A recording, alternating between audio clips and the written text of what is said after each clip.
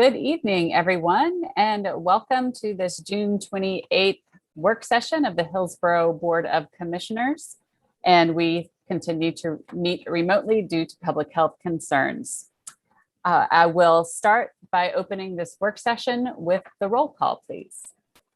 Commissioner Bell. Present. Commissioner English.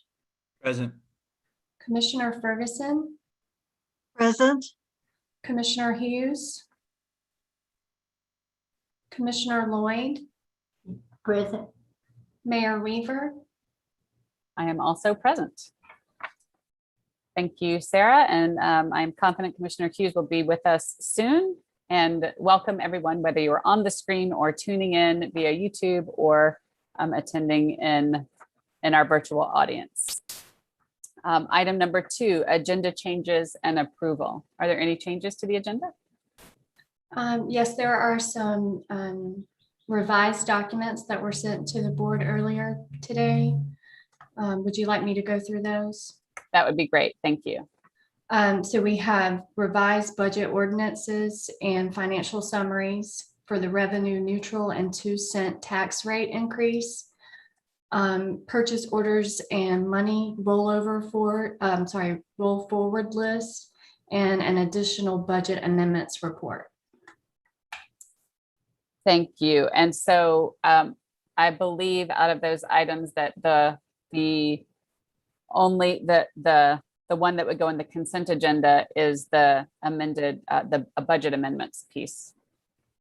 Yes, ma'am. And then the other budgets will be germane to our budget discussion later in the agenda. Thank you so much, Sarah. Move to approve the amended agenda. Second. Moved by Kathleen, seconded by Mark. You can roll call the vote. And before I do the roll call, there is one change to that amendment. The roll forward list is actually on the consent. Okay. Commissioner Bell, Aye. Commissioner English, Aye. Commissioner Ferguson, Aye. Commissioner Lloyd. Commissioner Hughes is not with us. Commissioner Lloyd. Oh, here he is. Yes. I can barely hear you, I'm sorry. but I'm here. And I'm for it, so whatever it is. All right. The motion to approve the agenda as amended is approved.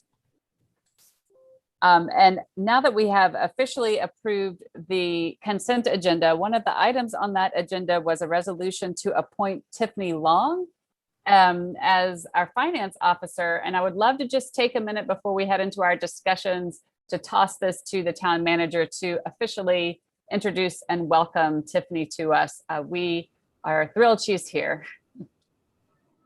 As everybody knows, it's been a long search, but the slower is faster. Even if we didn't intend to go slower, it has worked out fabulously. As everyone knows, Tiffany Long is our new finance director. Today was her first day. Tiffany has a lot of local government experience. She worked with Hillsborough, started about 13 years ago, and after 3 years moved on to Durham County. She had a really great opportunity and worked her way up there, and we are all elated to welcome Tiffany to Hillsborough. So I just wanted to say hi to Tiffany and welcome to Hillsborough. Thank you so much. I'm so excited for this opportunity, and I hope to make you all proud. Thank you so much for accepting me. We are absolutely thrilled that you have joined the Town of Hillsborough team again, and welcome back and welcome into your new role. And we are just so thrilled you're with us. Thank you. Absolutely. Oops, keep muting myself the wrong moment. And thank you, Eric, as well. Moving on to item number 4, we have several in-depth discussions this evening, and the first one is item 4A, a follow-up for the request about some stormwater issues at East Queen and Cameron Streets. And I believe, I know that Eric Hallman, I believe, is here to speak about this piece of property, and I'm going to turn this over to Town Attorney Kevin Hornick. Good evening, everyone. I believe this may be a matter that's at least a little bit familiar to most of you. You all may recall, and I was not present for this initial discussion, but a couple months ago, I believe that a few drainage issues related to a particular property owned by Mr. Hallman were brought to the board's attention. Since that time, Bob and Terry have been out to kind of conduct a in-person, on-the-ground field inspection. Commissioners should have received a confidential memorandum from our office earlier today via email, which discusses our office's analysis of kind of the legal issues that would be involved in conducting limited improvements that would be intended solely to benefit the 202 and 206 East Queen Street properties. And, you know, I'm reluctant to get too far into an open session discussion of our legal conclusions. That's something that I believe probably should be discussed during closed session to preserve the attorney-client privilege. But I am comfortable, I think, mentioning to the board in open session that the town probably is authorized to conduct improvements that would benefit the 202 and 206 East Queen Street properties as part of a larger stormwater and drainage improvement to the entire system serving the area. However, the town lacks the authority under both the U.S. and North Carolina constitutions to undertake to improve to limited stormwater improvements that would serve or benefit, primarily or solely these two lots. Not to belabor the point, and this is spelled out in a little bit more detail in the memo, but the town, whenever the public funds are sought to be expended, the town has to undergo a public purpose balancing test to determine whether the predominant benefit of the public funds or of the expenditure of the public funds is for an individual property owner or for an individual business versus for the public at large. And I think based on the information that we have available to us and based on, I believe, Terry Hackett's, analysis and review, at least at this time, the town, I think, is not in a position to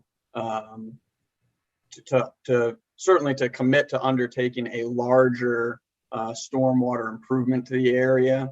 And kind of the rest of our findings and our legal conclusions are contained in this memorandum that have been circulated to the board. So I'm happy to try to answer any specific questions that the board may have,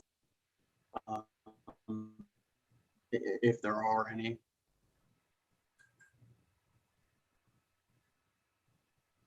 Thank you, Kevin. And I'm going to let you keep driving and just answer questions from board members. And then once board members are done answering their questions of you, Kevin, then we'll let Mr. Hallman jump in with any comments that he has. Sounds good to me.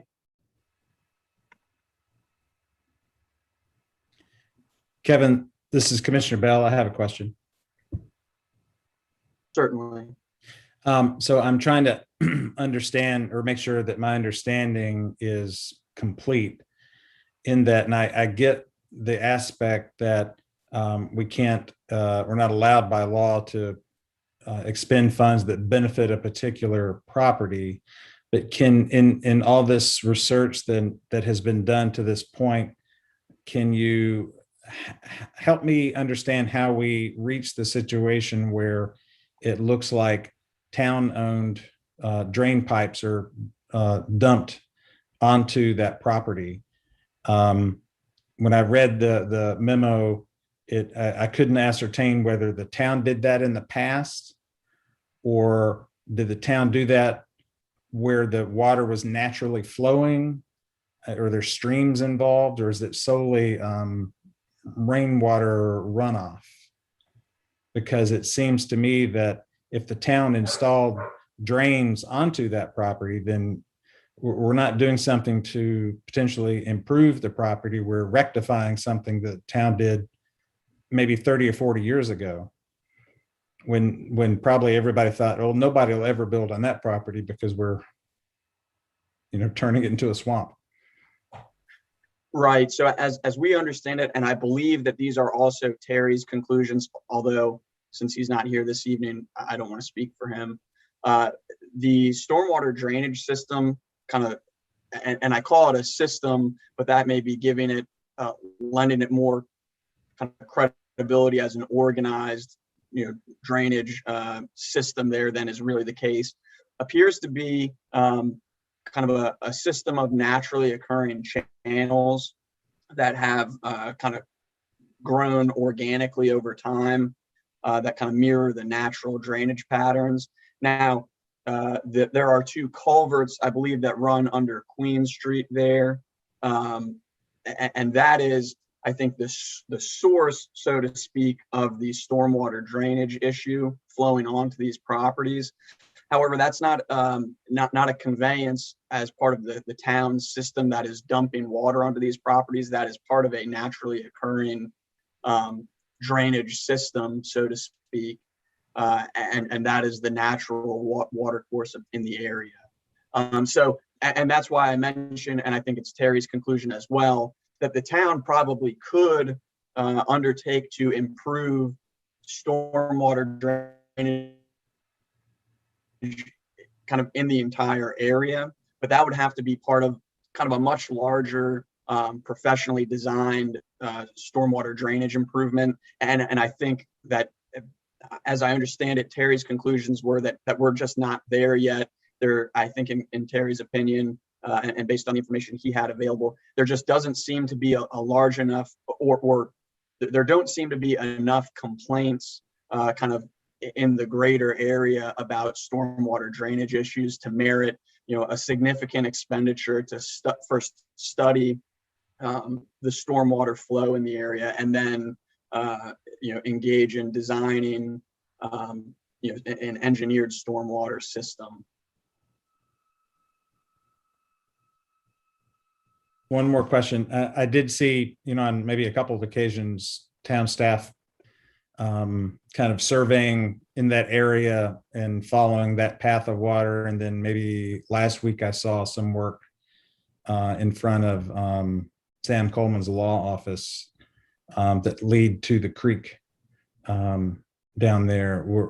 I just suppose a pipe or something was replaced. Was that part of investigating this issue, or is that a separate issue? Do you know? I can't say for sure. I do not, based on what I understand from Terry, that was likely not part of a larger issue. I think that there have been other stormwater complaints in the area, but they are likely separate and unrelated from what we believe to be the kind of the cause, quote unquote, of this particular issue. I think from what I understand, there may be some stormwater grates or culverts that get blocked up, which cause downstream flooding in front of, for instance, Mr. Coleman's office. And so perhaps what you saw, and I'm not certain of this is just based on my impressions, was cleaning out the culvert or the swales there to allow a more proper flow of water. Thank you.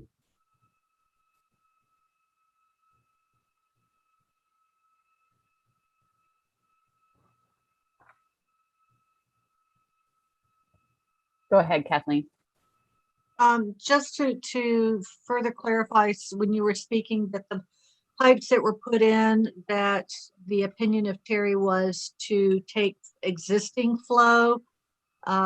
Is that what I read? Or am I understanding what I read and what you said correctly, that the pipes that are in the property that come out of the culvert, that water flow then proceeds onto the lot, that was existing flow, that those, oh gosh, sorry. There we go. that existing flow was piped, but it was an existing flow. Did my question make sense? I think so. And you let me know if I'm not answering your question. But first, I think I want to make clear that there are no pipes existing on the property. On the property are kind of naturally occurring channels, likely caused by erosion over time. So there are no pipes that run across or through the property. Right. The culverts under Queen Street are designed to kind of convey water from one. Right. And so those culverts, as I understand it, were likely installed kind of at the natural, the points at which the water would naturally have crossed the street anyway. Okay, that was what I was asking about. Okay. If my understanding, that's what I thought I had read and heard, but I wanted clarification. Thank you.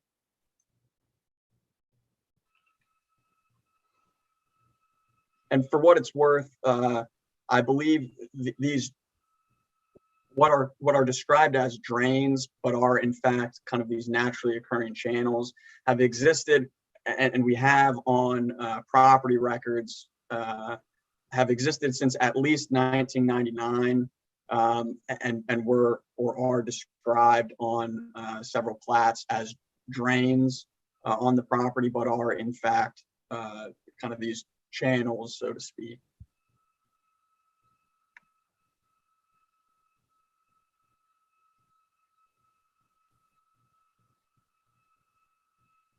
Any other questions for Kevin at this time? Okay. Thank you, Kevin. Why don't you stay with us in case people come up with other things? Eric, welcome. Welcome back to the circle, to the squares. Oh, and you're muted.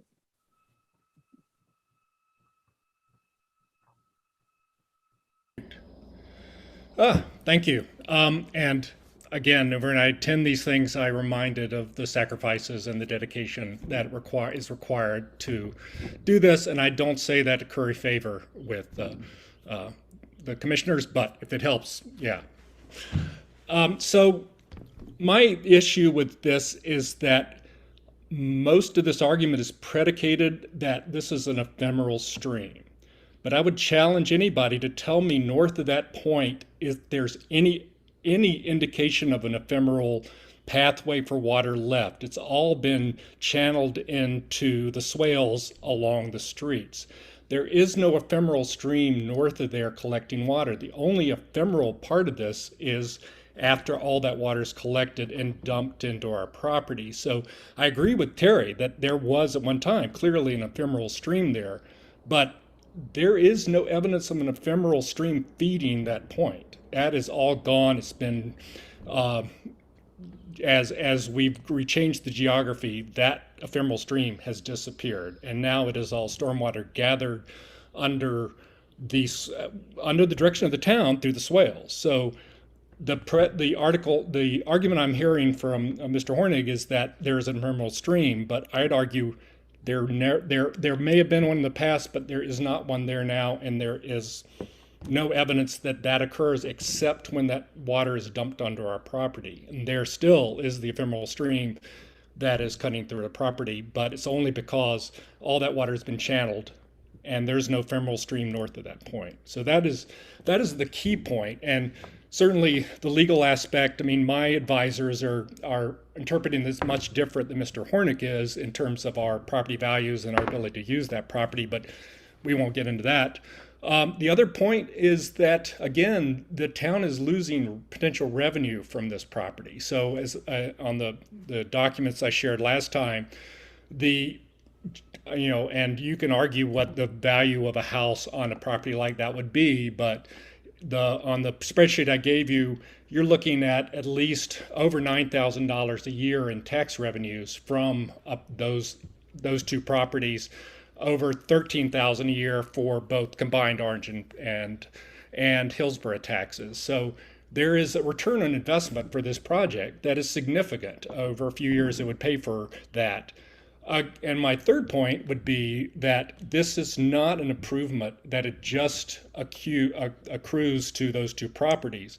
There is a lot of sediment runoff that is going into the Eno that is uncontrolled.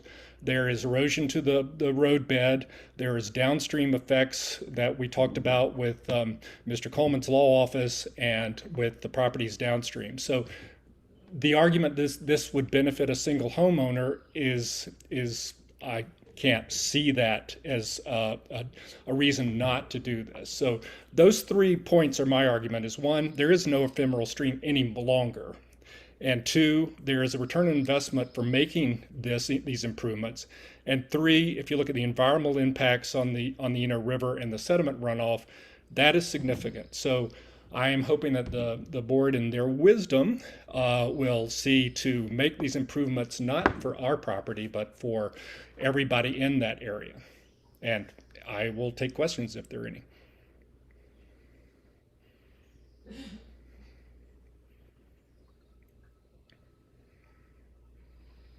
I have a question, Eric. What kinds of improvements do you see having to make to that property that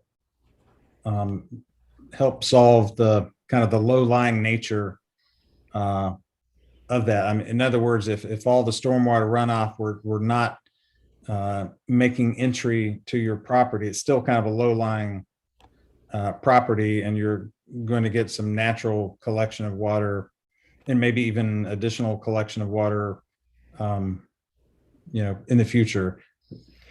What are your thoughts on what else you might have to do to make that a viable property? Well, as I'm sure as all of you have walked around Hillsborough and kind of marveled at the houses that are going up on steep slopes and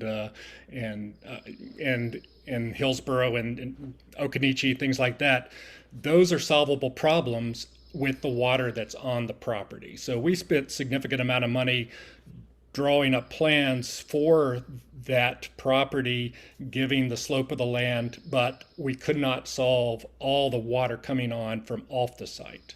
So the engineers and the architects can figure out that. I'm just trying to keep all the infiltration from water that should not be coming on the property from all points north, that should stay in the right of way.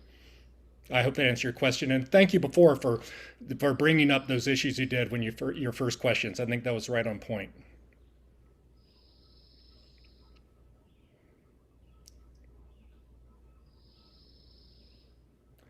The uncomfortable silence.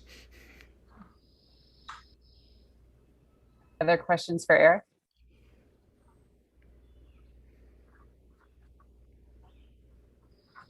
Not a question for Eric, but I guess a question for us and for Kevin. What are the next steps for us to continue this conversation and figure out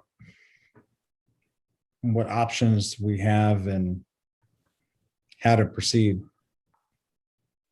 We're not deciding anything tonight. Obviously, we're reporting out and gathering information, but what's a realistic timeline for having some other type of action taken on this, do we think?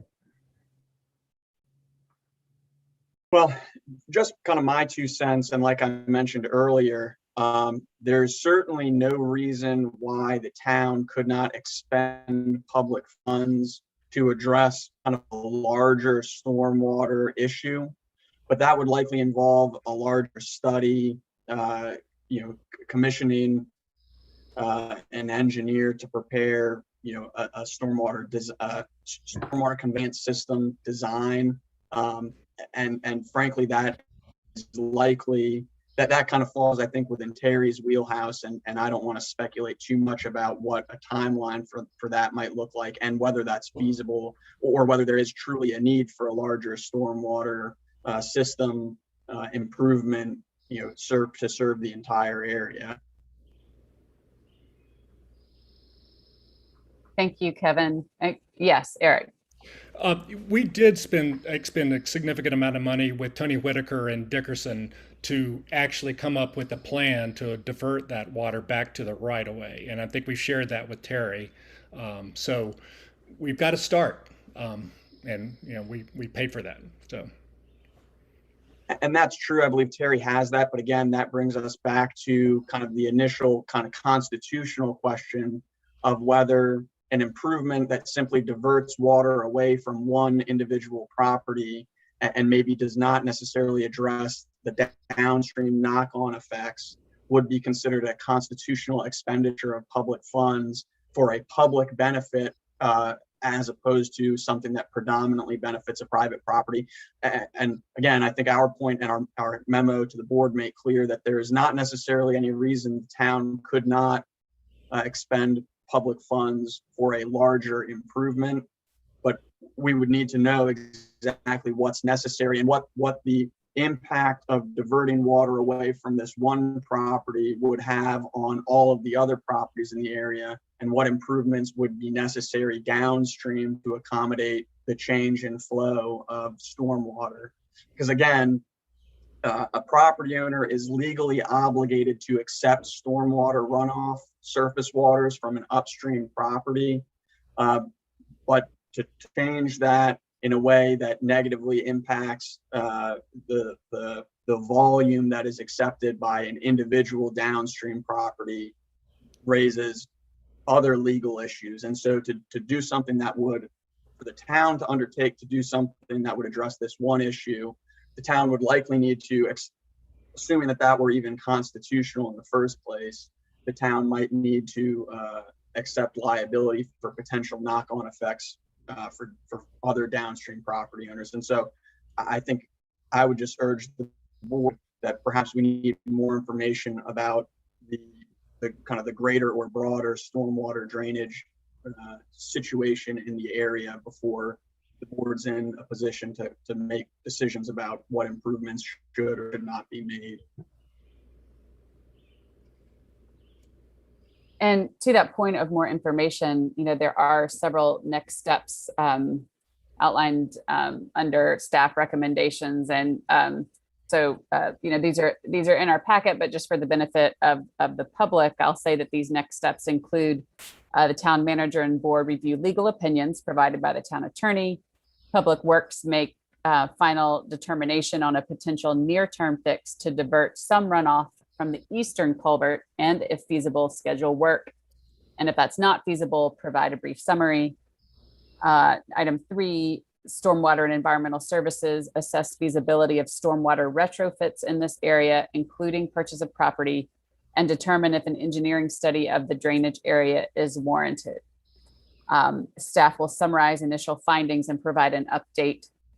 Well, this says provide an update in July, so that won't be at a public meeting, but maybe we'll start getting that information in July, or maybe Terry will have that information in July. So moving on.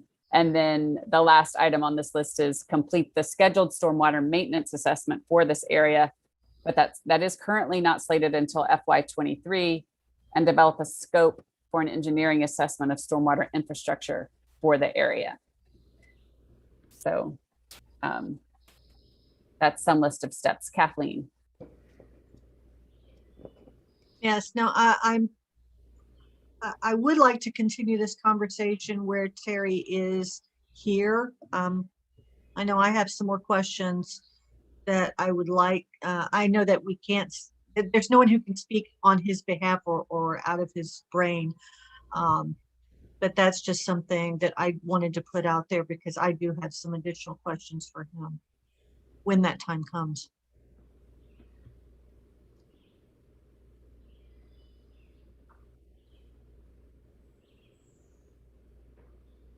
Eric Peterson.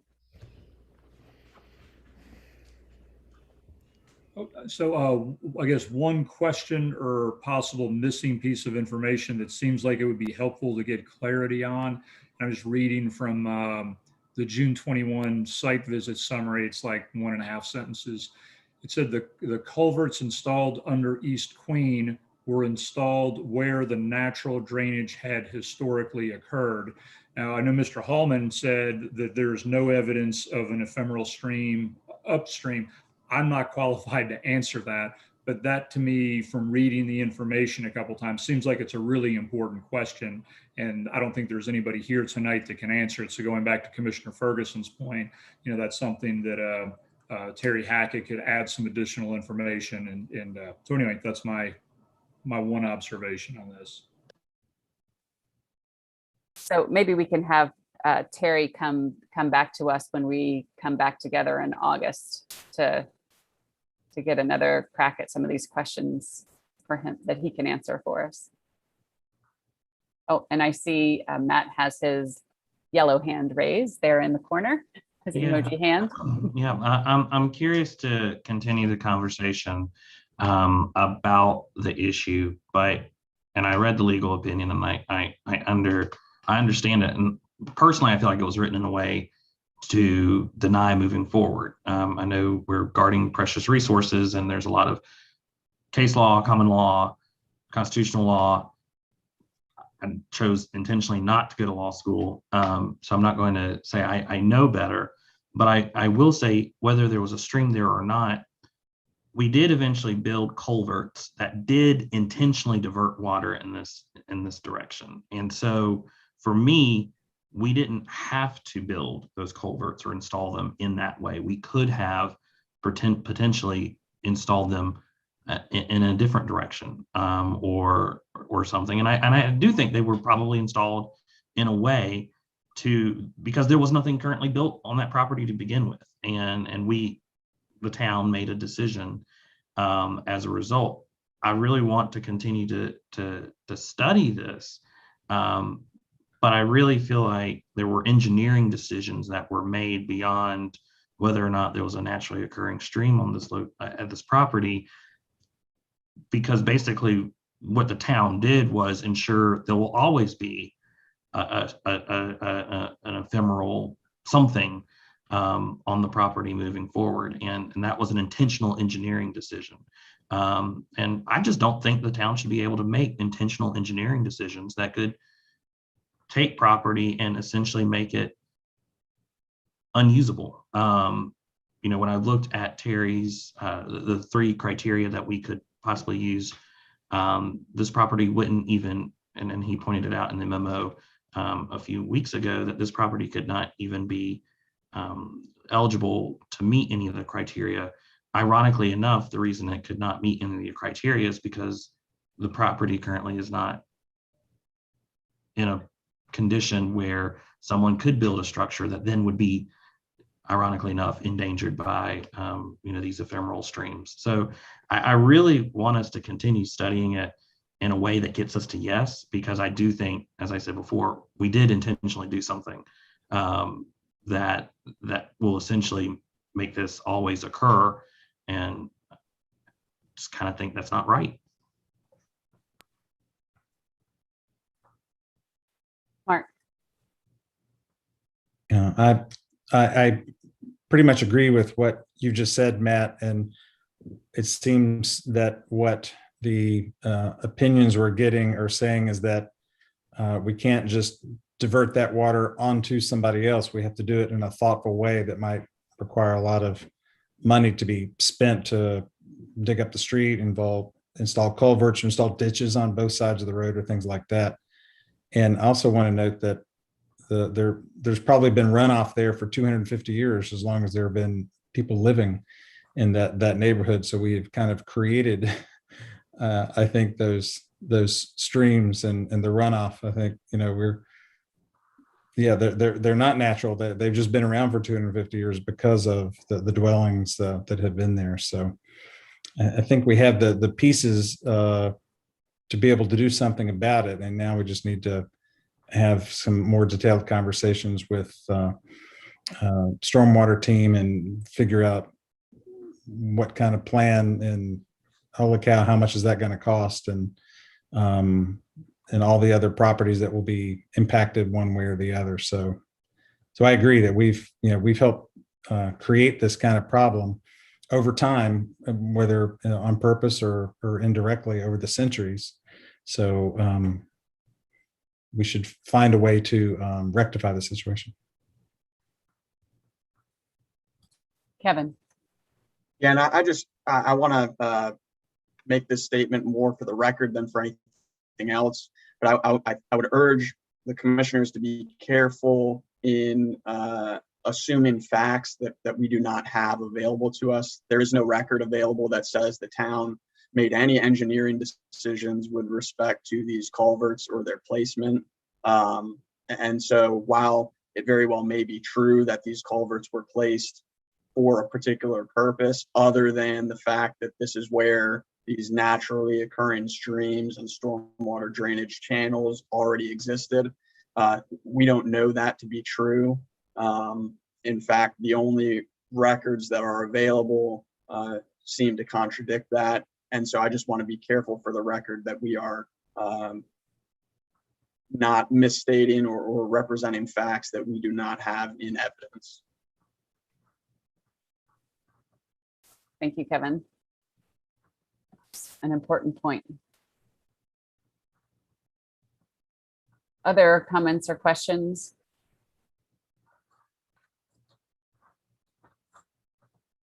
All right, well, we will certainly be revisiting this issue when there is more information collected, and I know we look forward to being able to put some of these queries to Terry Hackett, who is an expert in stormwater runoff. So I look forward to being able to ask those.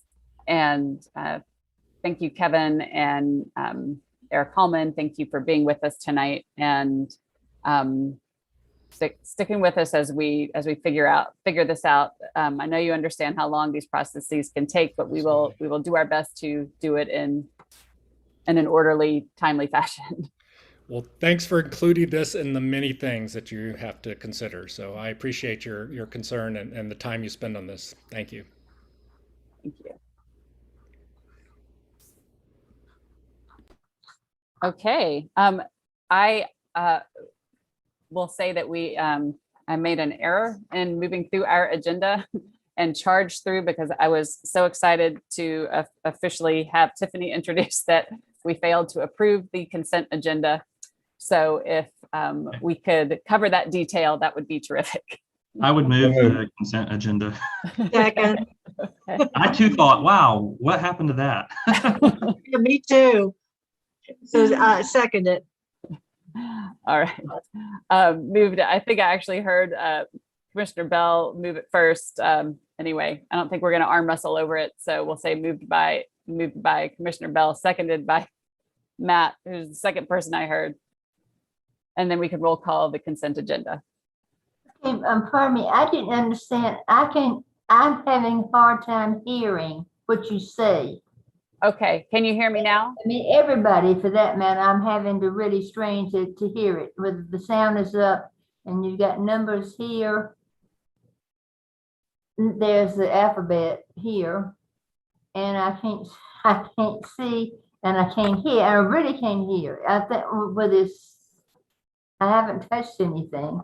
All right. Can you hear me talking now? It's better, but I don't know Okay. what the motion. I don't know what the motion is, so I'm not going to vote. Sure. The motion is to approve the consent agenda, which I failed to do at the proper time. So this is just a motion to approve the consent agenda. And Sarah is about to read the roll call. Yes, it is. Commissioner Bell, Aye. Commissioner English, Aye. Commissioner Ferguson, Aye. Commissioner Hughes, Aye. Commissioner Lloyd, Thank you, Margaret.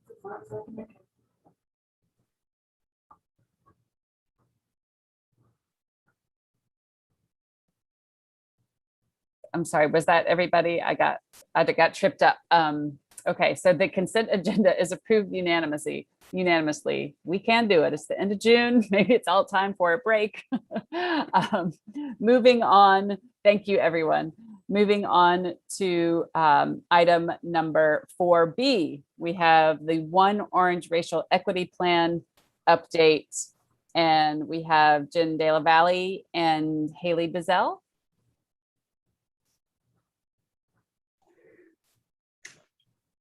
Good evening. Good I see evening. that Jen's hopped on now. I'm excited to be able to bring this update. I feel like it's been a work in progress, and we're finally able to see some progress with this countywide racial equity plan. And so I have a short presentation. It shouldn't take much longer or any longer than 15 minutes to just give an update and allow you all to provide any comments, feedback, and ask any questions. With that, go ahead and share my screen.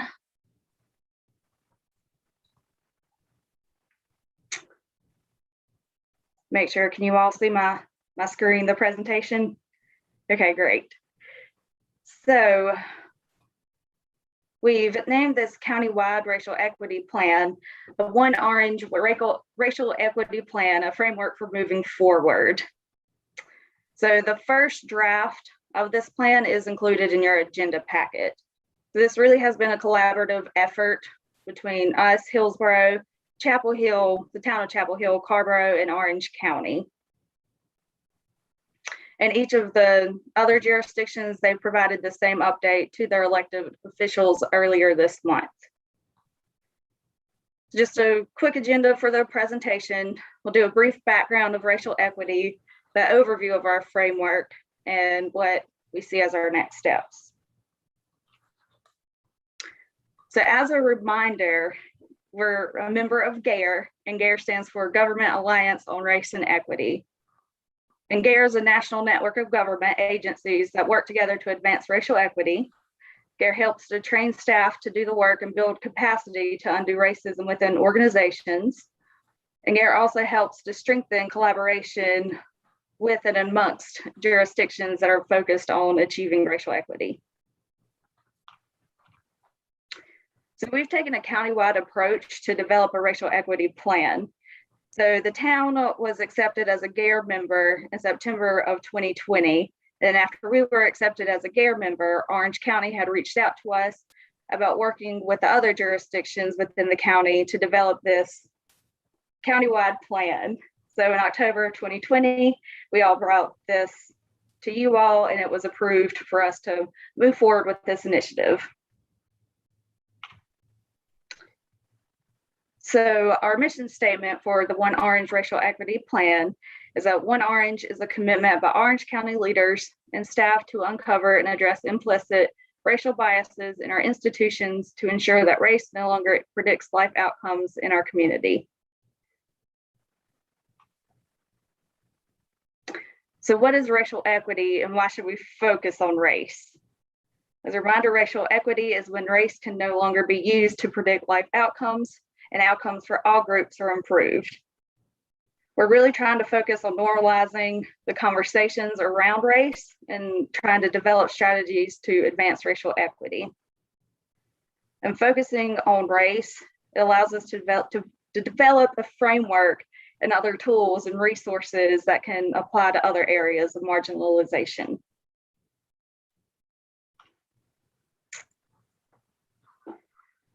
So our One Orange Racial Equity Plan consists of these 5 different components, which follows the GARE methodology. So we have a training component, evaluation and accountability, racial equity review tool, community engagement, and the racial equity index. So each of these components, it was developed and fleshed out with subcommittees that consisted of staff from each of our jurisdictions. And so I'll provide a brief overview of each of these components within the upcoming slides, and more detailed information about each of these is included in the first draft of the framework in the agenda packet. So the first one is the Racial Equity Review Tool. This tool sets forth a process, a set of questions to guide the development, implementation, and evaluation of policies, initiatives, programs, and budget issues to address the impact of racial equity. The Racial Equity Review Tool helps align racial equity goals with desired outcomes. So GARE has developed a racial equity tool that's available to all GARE members, but the tool that GARE has is a little cumbersome and hard to use. So this kind of created the need for us to develop a subcommittee within the countywide plan to be able to refine that tool and to make it easier to use as we're looking at it. And it also, as the subcommittee was able to put together a draft racial equity review tool, and it still covers the methodology that GARE has within the tool that they provide. So the racial equity tool, it was really created to look at this information kind of whenever you're looking at analyzing new and existing initiatives, such as policies, procedures, practices, and so on. So in this tool, you look at the desired results. So in the tool, it asks different questions around like, what are the intended outcomes? It also asks questions around data collection and analysis. You look at who are your demographics, what is the population that the initiative is focused on. You also look at community engagement and partnership. So the review tool, it really makes sure that with the initiative that community members are being involved in developing the initiative and making sure that any concerns for the public are addressed. Also looking at strategies and implementation, this tool asks questions around who benefits directly and indirectly from the initiative and what challenges may need to be overcome. And then we have the communication, evaluation, and accountability piece of the review tool. And there's questions around how will it impact, or how will the impact of the initiative be measured? So asking these different questions that are within the review tool, it's really going to help us embed racial equity into our new and existing practices and policies and procedures. So a draft of this tool that this subcommittee put together, it is within that framework that may give you a better picture of what it looks like.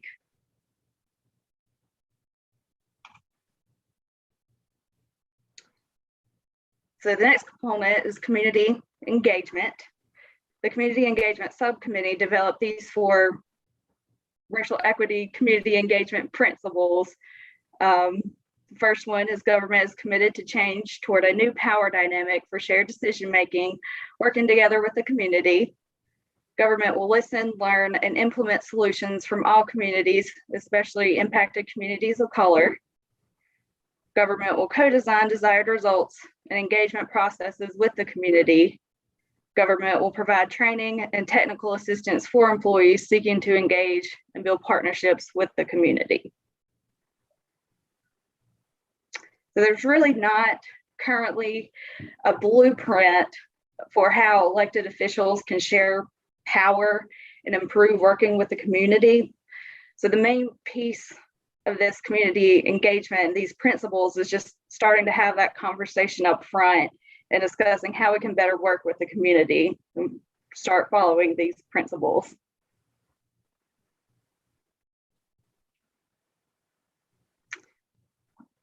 So the racial equity index component,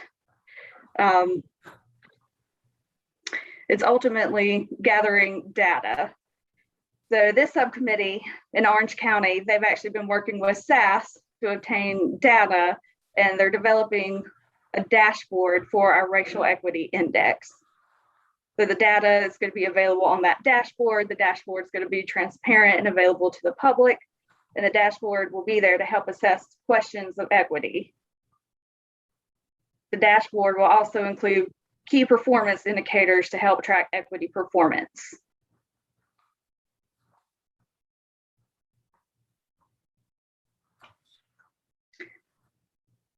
So This follows the GARE perspective on using data.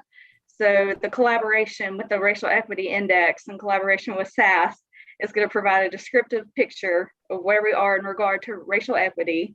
It'll also provide information to help with decision making, and it's going to track progress over time.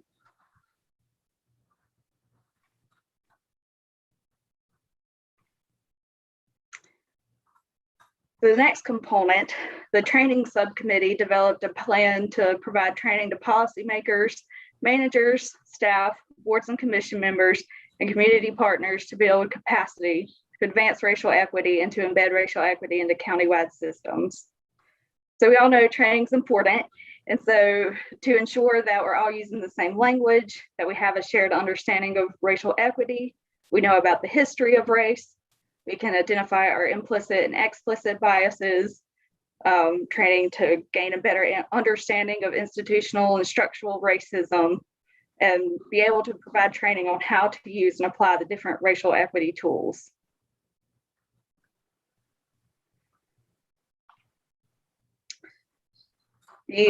Another component is evaluation and accountability. So the evaluation and accountability component focuses on the results-based accountability framework.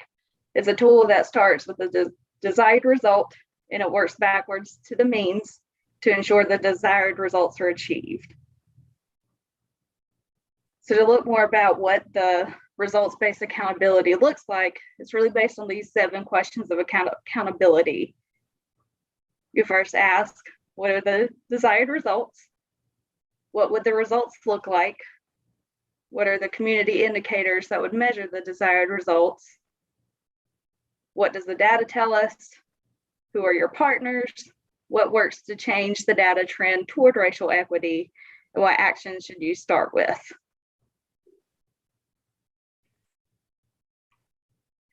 So all of these components, like I said, that was just a really quick, brief overview of each.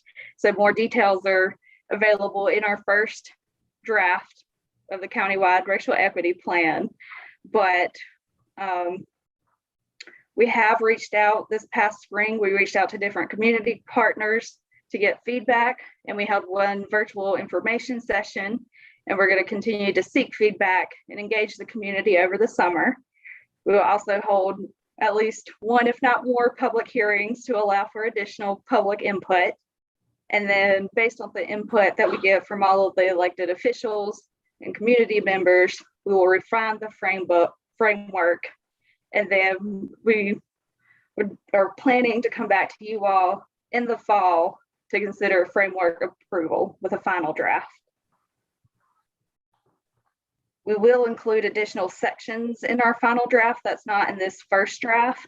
We'll also have a history of race in Orange County, as well as a definition section. We also hope to develop a training strategy with the other jurisdictions as soon as we can. So this is going to help us ensure that our training is consistent and that we're all using the same language across all of our jurisdictions. So those are the next steps for the One Orange racial equity plan. So our next steps for specifically Hillsborough is that we want to attend the next GARE learning cohort. Chapel Hill, Orange County, and Carborough, they have all already participated in a learning cohort, but we haven't been able to attend yet. There should be, or we've been told that there's going to be one available by the end of this calendar year, but those dates, they haven't been finalized yet. But as soon as we know that, we're going to be attending that training and that GARE learning cohort to help move us forward. We also want to develop a larger, more diverse racial equity core team and hopefully have a representative from each department and each division so we can get more employees actively involved. And so once we've been able to get the countywide framework approved, and once we've been able to go through the GARE learning cohort, we're going to be in a much better place to develop our Hillsborough specific racial equity plan. Before I open it up to questions or comments, I'm going to see if Jen wants to add anything. Jen Della Valle, if she wants to add anything before. Ask, yeah. Nothing to add here. Thank you, Haley, for walking us through all those steps.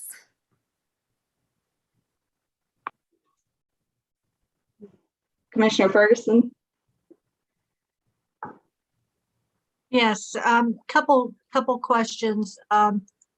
One, the training that is being considered, is this learning cohort, is that different from the GARE training that Commissioner Bell, you know, our town manager, and I'm sure others have attended?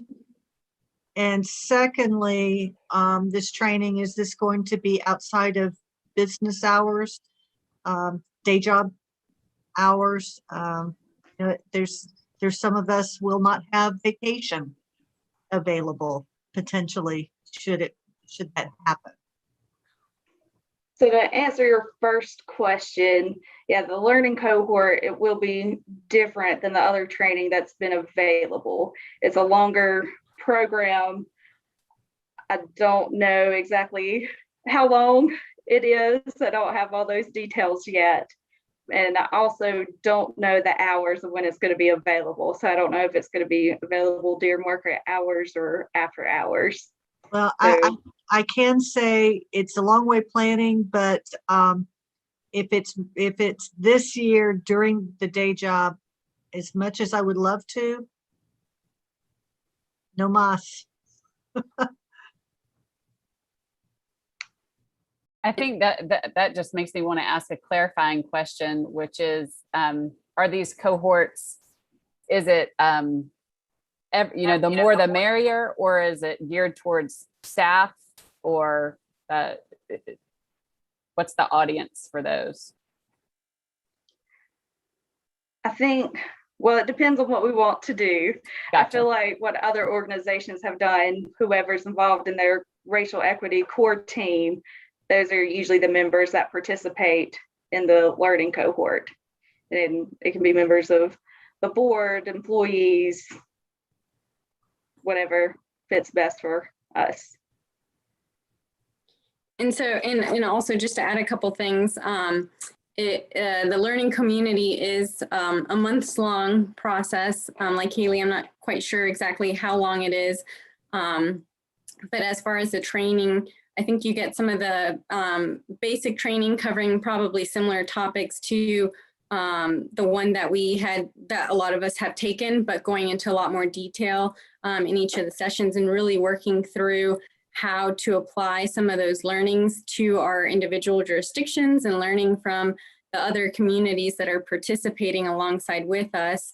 And it, from my understanding, it also includes some train the trainer training so that we could then go through that and continue to teach our employees on some of those concepts that we learned through the cohort. So even though we won't all be able to participate, then we'll be able to share the learnings that we get with the rest of the workforce.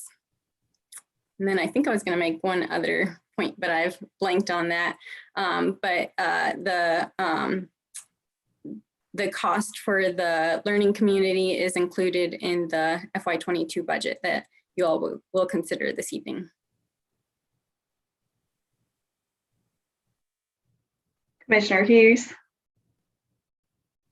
I was just going to say, I'd be happy to participate in any of the learning communities. I think this is a great opportunity for us to really move the town forward and the greater Orange County community forward on topics of racial equity. And also, I think probably also have or help facilitate, you know, difficult decisions or difficult conversations rather that the town may need to have as we're doing our, you know, our community survey and the plan that will come out of that, and making Hillsborough a town that is inclusive all the time. The biggest thing also, I think, is I would love for us, like when I was appointed to the seat, one of the things I really stressed was, I had served on the Orange County Human Relations Commission, and just as we put, legal impacts or financial impacts on decisions that we make, I definitely would like us, as we move through this process, to also add, social justice impacts or racial equity impacts to the agenda items that are on our agenda, and recognizing that, the decisions we're making aren't just, personnel related or financial or legal, but there are other things as well out there. And hopefully through these trainings, we'll be able to, and joining this learning community and joining GARE, we'll be able to have the expertise to really flush that out and determine, from a critical lens, how we're, impacting the greater community and who's positively and negatively impacted by the decisions we're making. So I feel good that we are moving on the right track and moving in the right direction.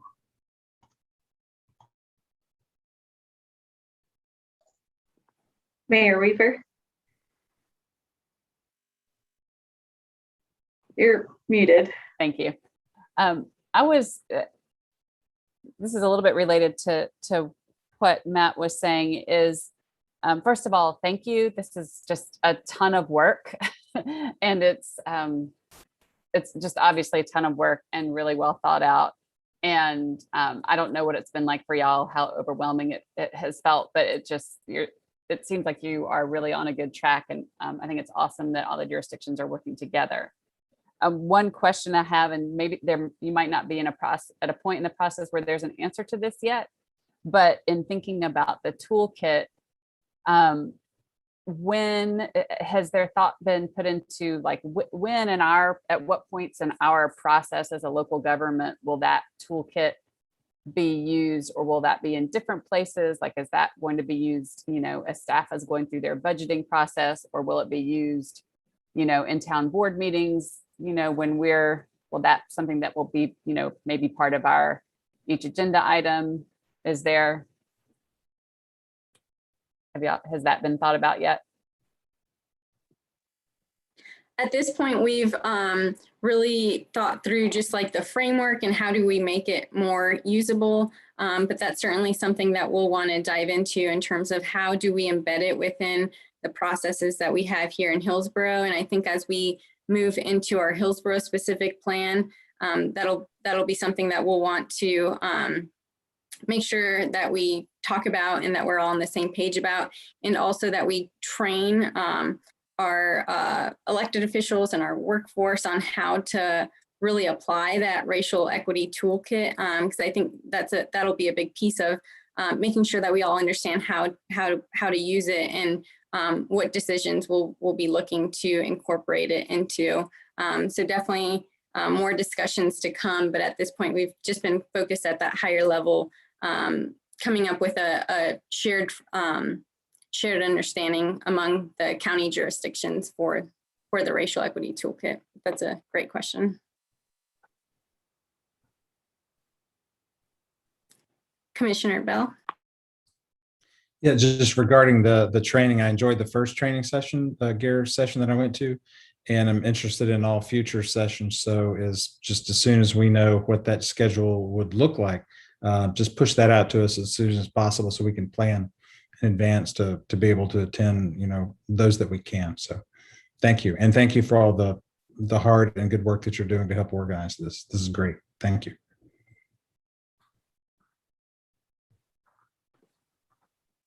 Eric.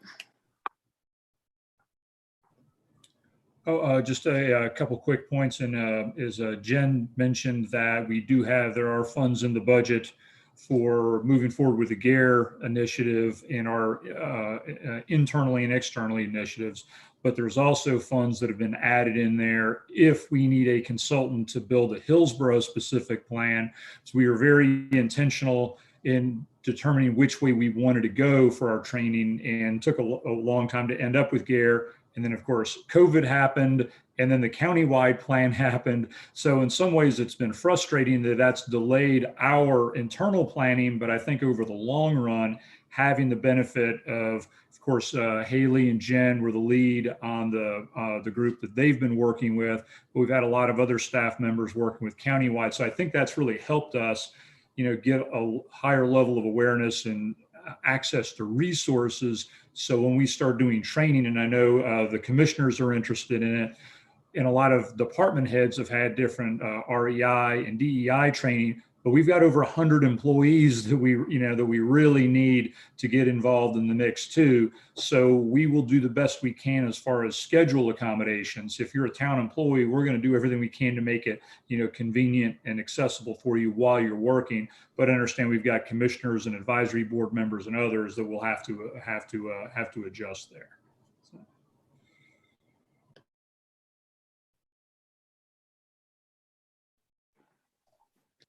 And just to follow up on one of the points that Eric had mentioned, I just want to give a shout out to Eli Valsing with in our police department, Stephanie Trueblood and Catherine Wright, who all helped us with the other committees. Haley and I were leading the training side, but there was involvement from multiple staff members, and that was their time was appreciated. Commissioner English.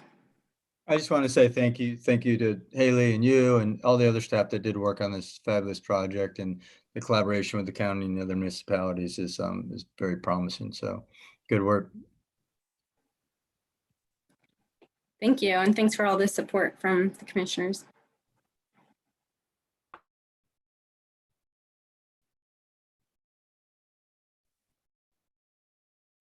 All right, any more questions or comments for Haley and Jen? All right, thank you so much. This was a great update, and looking forward to watching this unfold. Thanks for all your work. And now we will move on to item number 4C, FY 2021-22 Annual Budget and Financial Plan. And is Emily driving this? Eric, or are you driving this? Pardon me again. I've got a screen that I don't know what this is. Uh-oh. I think Margaret's coming to I'm tech very support is sorry. on the I'm way. very sorry, but I'm looking at volcanoes.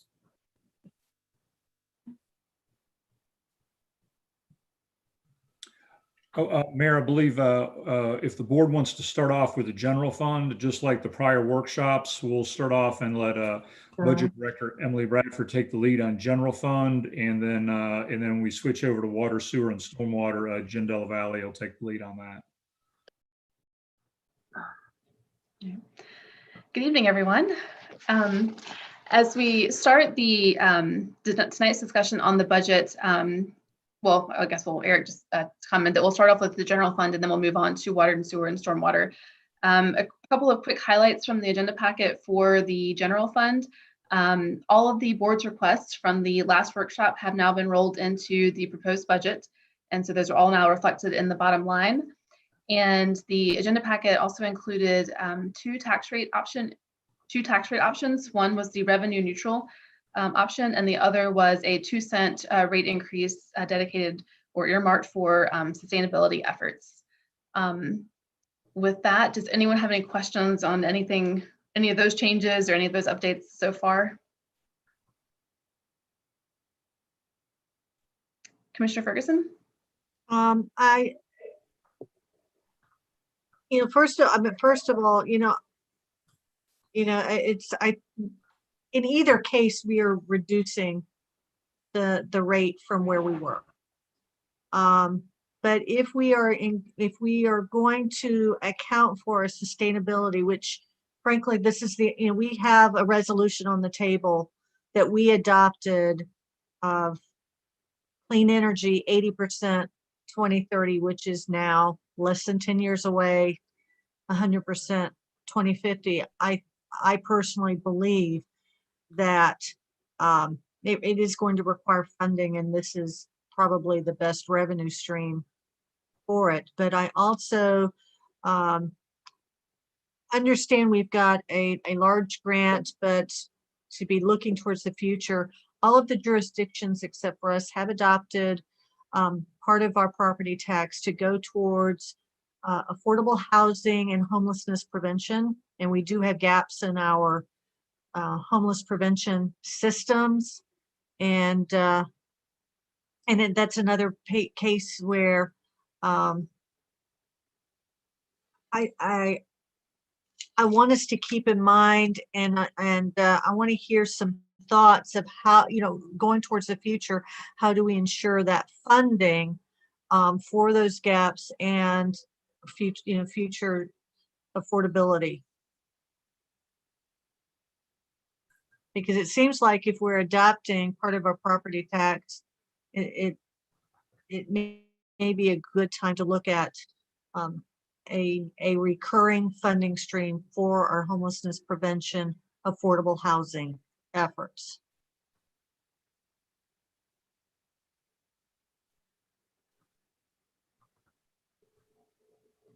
Mayor Weaver? And I welcome others' thoughts and. Sorry, I'm clicking so many buttons and not remembering to click them all in the right order. Kathleen, I think that's a really important point. I just want to say that though ultimately this isn't one of the things I have a vote on, barring a surprise, I'm certainly in support of implementing this 2-cent tax increase, the option that includes that tax increase for sustainability needs, implementing the comprehensive sustainability plan. In particular, when we're in a week when we're all seeing on the news probably how roads in the Northwest are melting, streetcars are not being used because the cables are melting because of the heat dome. And I don't want to be too dramatic, but this is it's really crucial that we do our part. So I would be in support of that. And the pandemic, we already knew we had such an affordability issue as far as housing goes. And the pandemic has laid that even more bare. I had an opportunity to have a conversation with Kathleen about this earlier. I'm really glad she's bringing this up. I had the opportunity to talk with the town manager about this concept, or just the issue of funding for affordable housing, even though we don't have a department that does that. We have this relationship with the county. So that has worked well during the pandemic. We have this big grant that the county will be implementing for us for affordable housing and utilities. And I would offer that this is a conversation that we need to keep having and see how this works with the county. And then maybe over the course of things, see how this works. And then, at a later time, maybe the next budget cycle, kind of assess what options we have for either continuing to partner with the county more long-term, or directing it towards the gaps funding with the partnership. But I think the main point is we need to keep this in our circle of concern of how we're thinking about our community.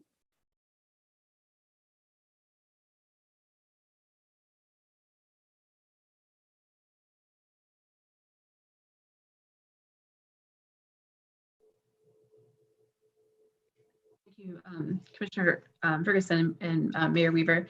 Eric, it looked like you had raised your hand. Did you want to comment on? Okay. Are there any other discussions related to those topics, or whether we want to discuss those tonight, or Commissioner Bell? Yeah, I just wanted to reiterate to make sure my understanding is on target, and that is, and I really appreciate Kathleen's comment that we're on the record to support those climate related goals, and now it's time to allocate more money to help achieve those goals. And so my question is, the amount of money that a 2-cent tax increase would fund. There's no likelihood that we would be able to use any of the Recovery Act funds that we have yet to allocate, or any other funds to be able to do that, so that we didn't have to do a tax increase. And part B of that statement / observation is that we're sure that we don't have any other means of funding that in the current budget without a tax rate, without having to nix something else. I'm looking at due diligence, so that's why I'm asking these questions. Support the goal. I'll take a stab at responding, and I'm sure I won't cover everything. As far as the American Rescue Plan funds, just to tell you a quick aside, how busy I've been. When I got back on June 1st from that trip, I still have 50 emails that I have not been able to look at. And those are all almost American Rescue Plan funds and resources and information. I just can't get to it. But the plan is sometime in August to be able to put together information to do a presentation for the board. I think there's like 4 or 5 major areas that funding is allowed. And I'm not fluent in those, but I can say with, when I say confidence, I'm not confident by much, but one, water and sewer is clearly authorized. And then I forgot what the other area is, but they do encourage funding for sustainability, but I'm not confident that we're going to be able to use those ARP funds to displace a tax rate increase. And that's something we won't be able to have a conversation with until August. And most of the local governments that I'm hearing, by far, water and sewer investment is at the top of the list because it's easiest to justify, but there's other areas. But anyway, so I can't answer. I'm not aware of any other resources that would displace the $300,000 a year. So if the board wanted to cut expenses to basically cut $300,000 of expenses, that's certainly to avoid a tax rate increase. If that was what it took, we can certainly have that discussion tonight. But I don't know what those items would be.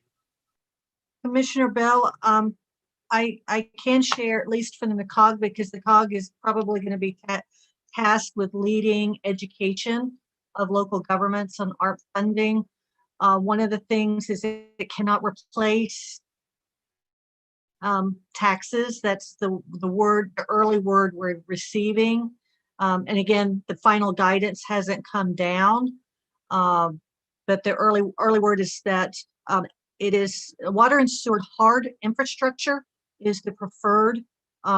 Those funds don't have to be spent until 2024, but the goal, water and sewer, absolutely. Hard infrastructure, strategic, one-time, the one-time funding. But we're supposed to be getting more guidance. And there's certainly from the league, there's going to be information coming, but the COGS so far are going to be doing a lot of education too. And I know that staff is going to have, massive, for what it's worth.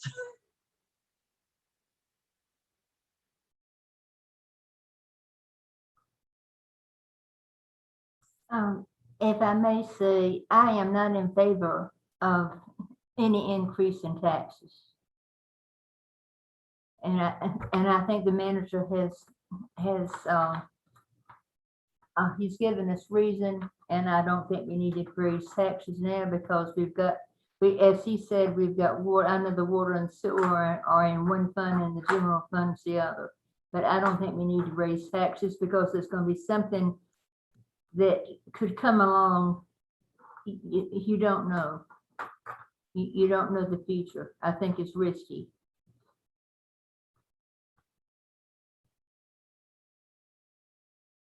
And that may be a poor explanation, but that's the way I think. Thank you, Commissioner Lloyd.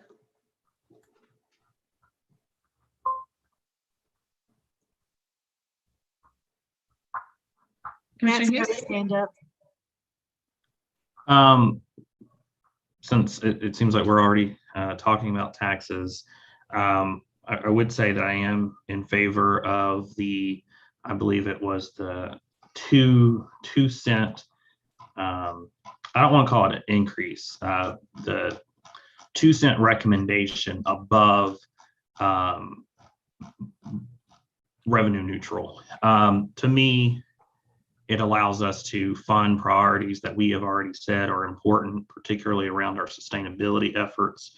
We did not identify funding at the time that that was done. And to me, because of that, we didn't really have have any, with no money, we really didn't have a plan. We had a vision. I think it makes sense to bank some of those funds so that we can make good on that sustainability plan. And as a small municipality, it's going to take us a little extra time to save up those reserves and put it towards the environment. The reason I say I don't want to talk about a tax increase is because I don't really think it's a tax increase. Yes, we would get increased revenues, and yes, some folks may pay more, but we are reducing the tax rate instead of going full budget neutral. I think since the first budget that I was part of, I really believe that we would have to at some point consider ways that we could get some additional revenues. I think this is a way to get some additional revenues while reducing the tax rate that we assess on properties here in town, because we've already committed to some of these things as it relates to our sustainability efforts. So to me, it is a win-win that we get this opportunity. I think it is an indication that we have an ability to bring in some additional revenue. If we didn't lower the tax rate, I think it would be almost $1 million. We're saying we only want about 300 and some thousand of that potential revenue that we could have had, and dedicate it to those sustainability efforts. And then at some point we're probably going to have to raise revenues, to Commissioner Lloyd's point, in the future. I think it's probably still on the table that we'll need some sort of infrastructure bond moving forward, and we'll need to have some additional cushion in our tax rate to pay for that and any other debt that we might have to take on in the future. So I think this allows us to make good on our promises, and also have that wiggle room for if and when we need to raise property tax.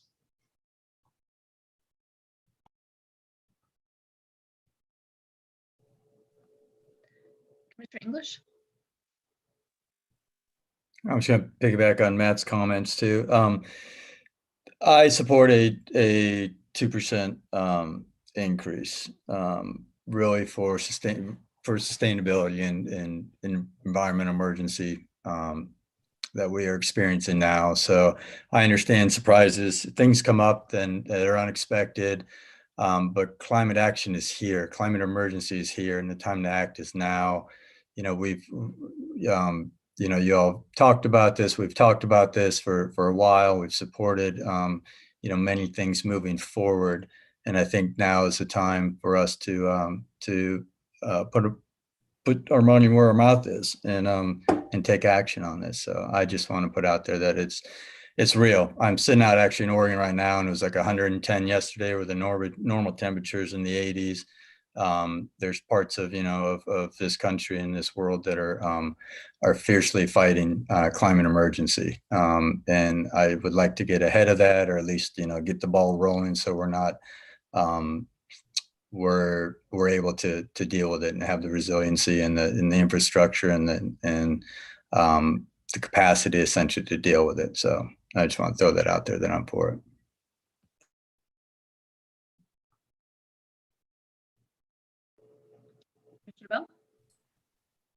Yeah, I concur with my three of my fellow commissioners who are for the rate increase to pay for this kind of work. I also think it's an essential thing that we have to do. I'm satisfied that there's no other practical way to pay for it, without that 2% tax increase. And so that's what we should do.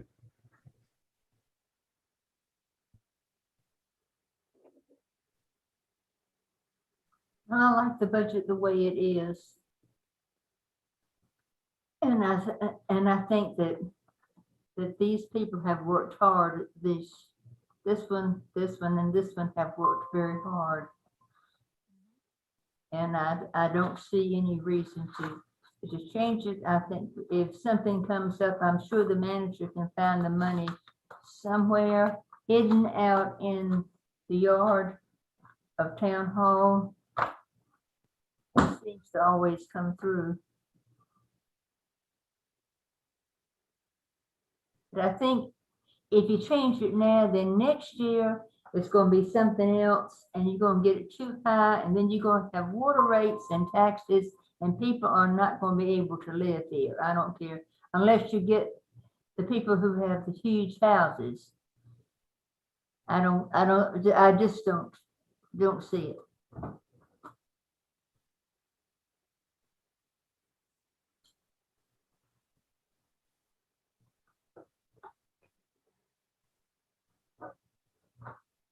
Weaver? I want to thank everyone for your very thoughtful comments, including yours, Evelyn, even though you're not, you're making a different argument this evening about how the board should proceed. But I do want to note that in our comprehensive sustainability planning process, which this 2 cents would help fund to implement, is that if we do that right, then that's going to be making progress on some affordability issues as well, and that affordability planning, good planning for affordability and for energy and climate needs are often intertwined, and that should we choose to go with that option, so that will be part of our job, is to communicate that effectively with the public about what all of that means. That's the reason they're not going to like it. And I also think that this is consistent with our stated values that we have talked about so much over the past couple of years, including starting with the most basic, which is take care of what we've got. That I couldn't rattle off the last year where there was an addition above revenue neutral or an increase, whichever way you want to call it. But there hasn't been one, at least since 2013, but I think it was before that. And so it's not that a certain amount of time has to pass by, but every year, we talk about, is this the time? Is there a specific purpose? What is it that we're really doing? And both the budget options that have been presented and the discussions that we've had and the comments that have been made by my colleagues make that feel really clear this year. So I thank you for all of the thought that's gone into this.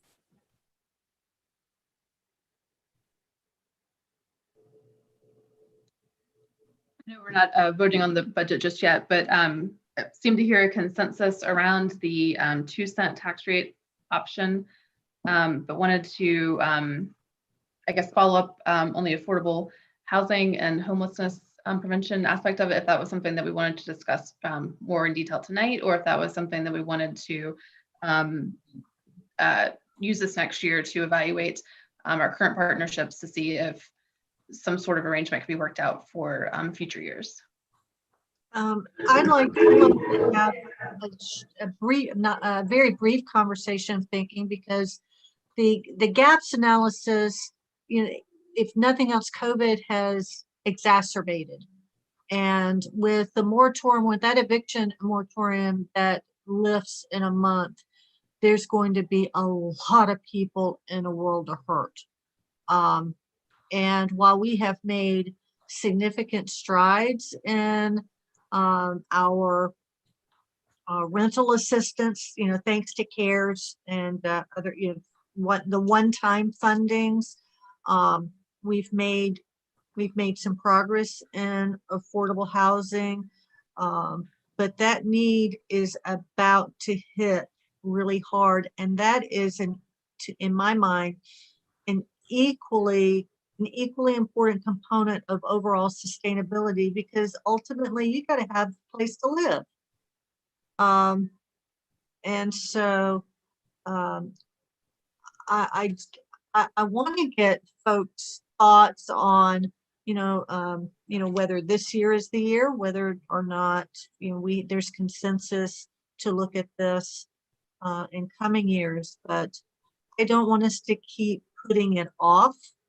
There are people that are about to have, they're going to be on the street because they can't pay back a year's worth of rent. And while our rental assistance has certainly been beefed up, not to that extent.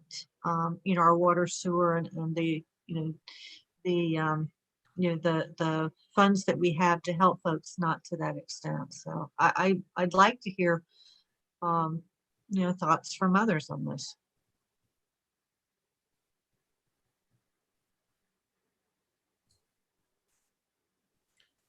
Kathleen, I know that several of us have served or serve on housing related boards or organizations that address housing. And it seems like the models that of permanently affordable housing that they follow may not meet the kinds of needs that we're going to face this year. And I'm wondering, and this is, I guess, is to Eric, has Hillsborough recently performed, or part of Orange County for that matter, an analysis of homelessness and the different types of homelessness? And do we have an inventory of what our needs might be in the short term versus the long term assistance with housing versus payment for housing versus long term permanently affordable housing? The partnership does have the gaps analysis, and in fact, we just got that in our last meeting. We just received the latest draft. It is out there, and I can certainly, the link that is on the partnership, but I can share with others of what this link is. But we do know, and there's going to be also a data session. It's just a sharing of homelessness in the community that's coming up in July. I will share that also with the board, but we do this every year where we share the point in time counts, which is a specific day that HUD states.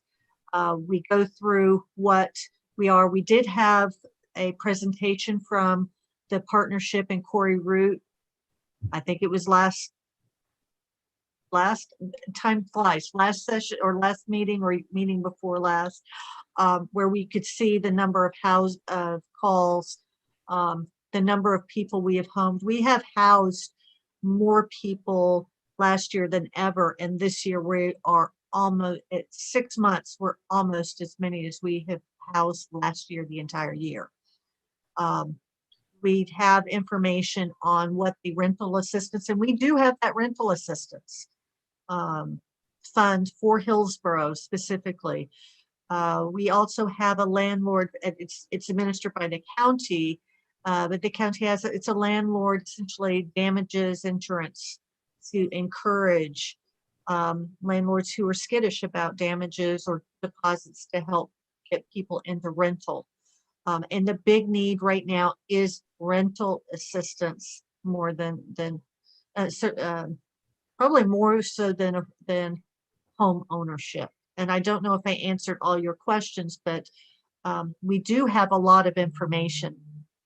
You did. You more than answered my question. Almost. Let me just throw out there that I would be interested in seeing that we have pockets of expertise and information. Perhaps we could figure out a way to share all that information and create kind of state of homelessness just for Hillsborough that is, not only counts and has demographic information, kind of where we are, but also kind of looks towards a strategic roadmap for how to address those things. I won't be able to participate in July, but I might be able to participate in August in that kind of. And to be clear, data is not at Hillsborough specific because HUD and the data comes down. All of our funds, it's at the county level. It's just, and frankly, because homelessness is not, it doesn't stop at regional lines. And our service providers are spread out across the different municipalities. But in short, though, we just don't capture there is no one who's capturing the data at a Hillsborough level.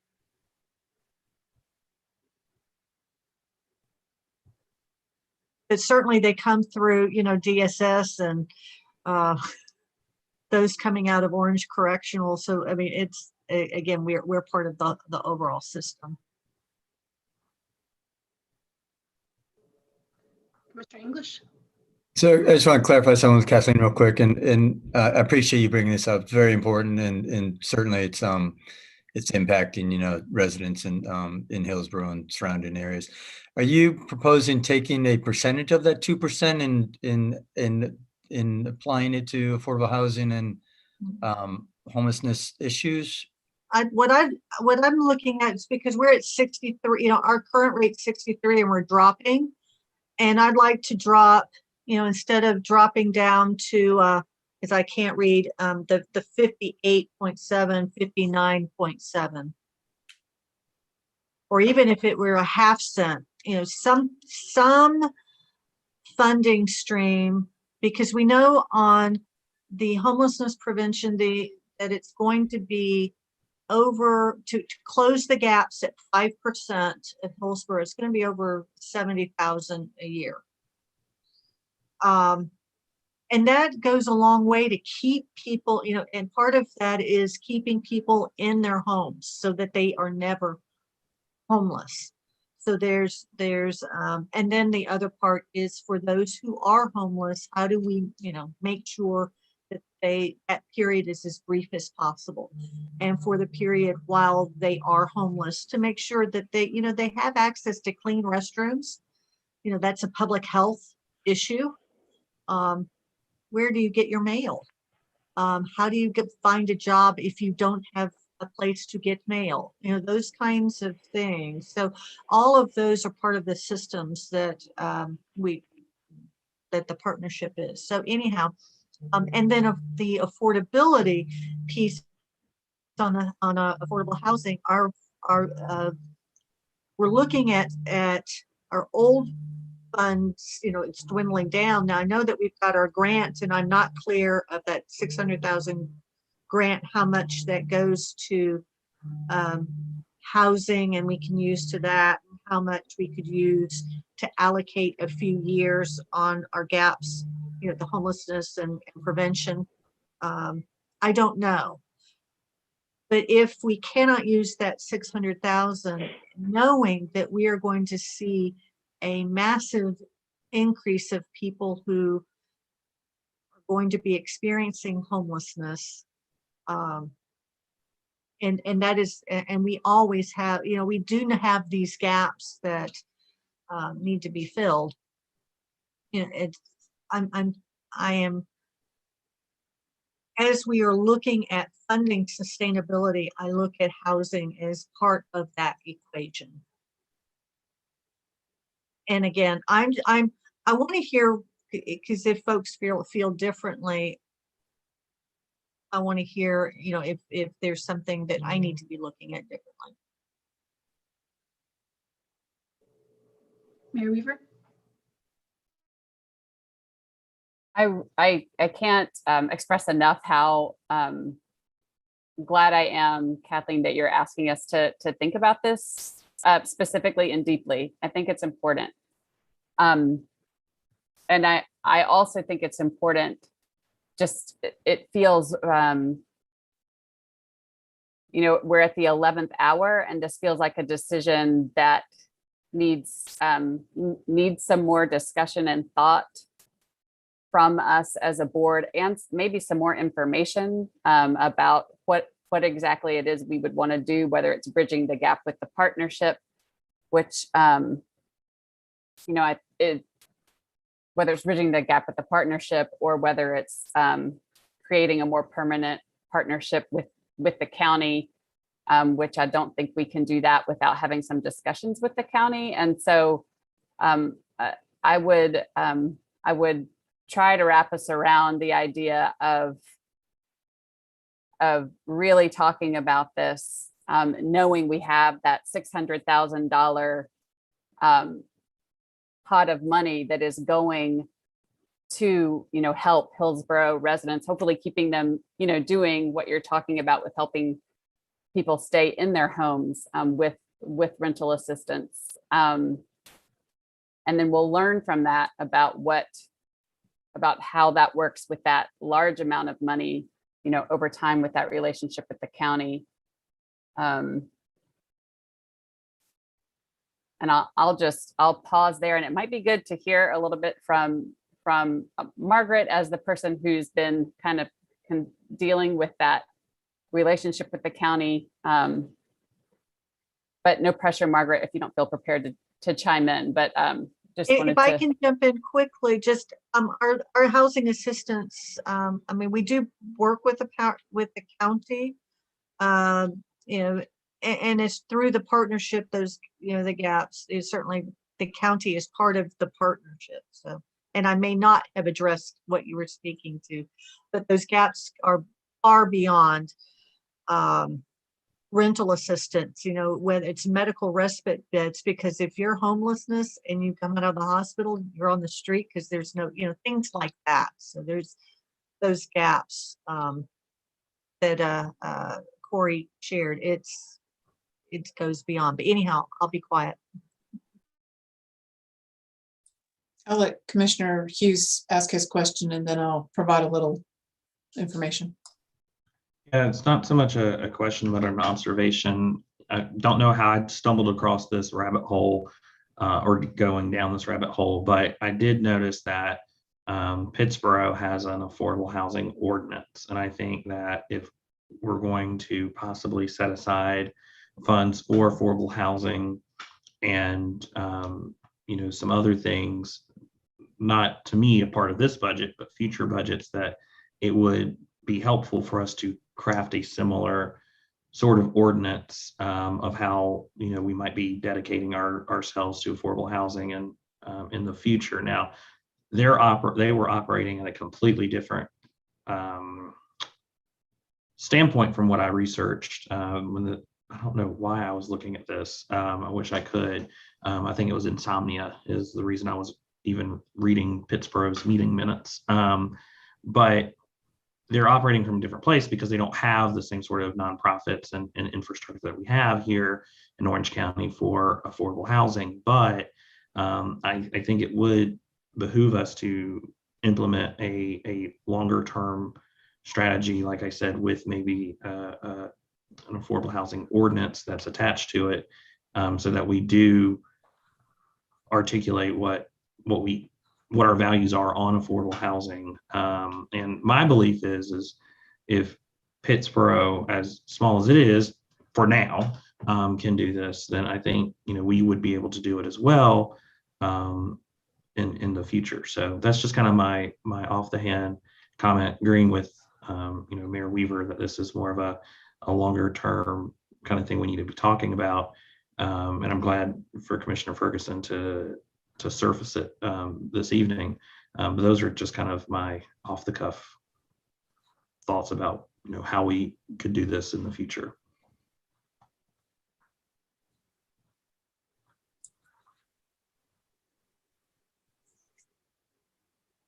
Yeah, Pittsboro has participated, but they've been part of the greater Chatham County. They have undergone where with Siler City, Pittsboro, a lot of affordable housing work.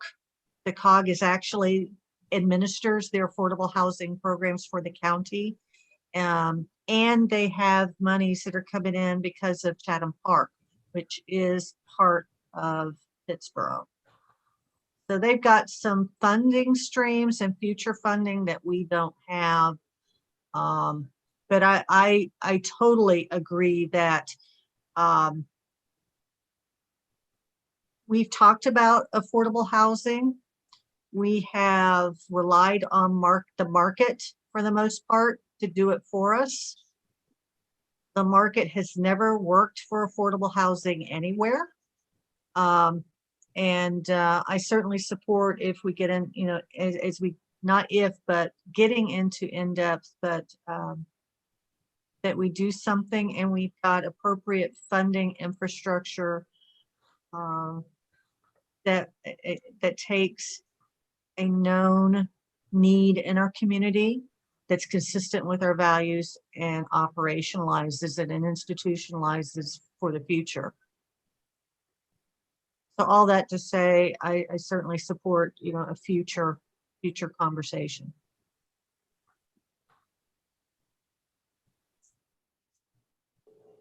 All right. I just wanted to touch on the $600,000 of CDBG coronavirus money we have. That is for emergency rental assistance only. That is not for filling gaps. That is not for building housing. That is emergency assistance only. And the county is administering that for us. All of that money and our CARES money and a lot of other money have gone to fill and respond to the crisis. We haven't built the first thing. We have not expanded the number of affordable units in this county with any of that money. Not the 900,000 the county got, not the 900,000 Carborough got, not the 600,000 Hillsborough got. Be mindful of where you're spending your money and what you're buying. Are you buying a respite or are you buying a future? I mean, just, and that's all I'll say. If we want to go down this road, we absolutely have to have a conversation with the county about what they can and will do. And they are in the midst of some staff transitions. And so it will be a deliberative process.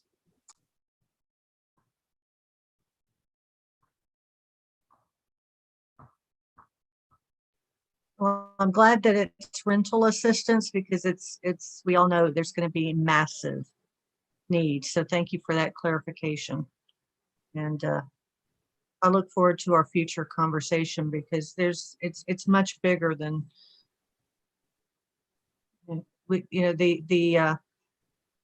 we hope that the increase in homelessness during COVID it comes back down, but we have to have places for again, permanent housing. And I look forward to our conversation of how we fill our gaps and how we end up addressing stock. And no, this issue does not reside in just our borders. It's a regional issue, it's a county issue, and at the same time, I would like to see us contribute to to more solutions. But thank you for entertaining this conversation. I think it's important. It's something we talked about and I appreciate it.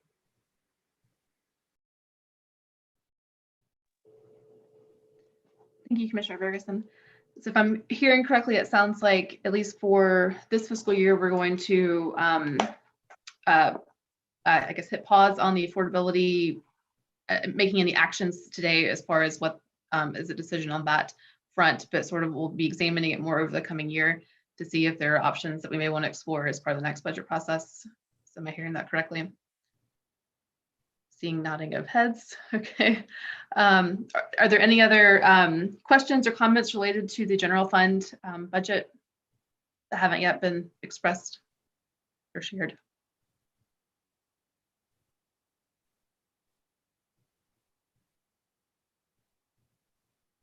All right. Seeing none, are we ready to move on to any water and sewer and stormwater questions? All right, with that, I will turn it over to Jen.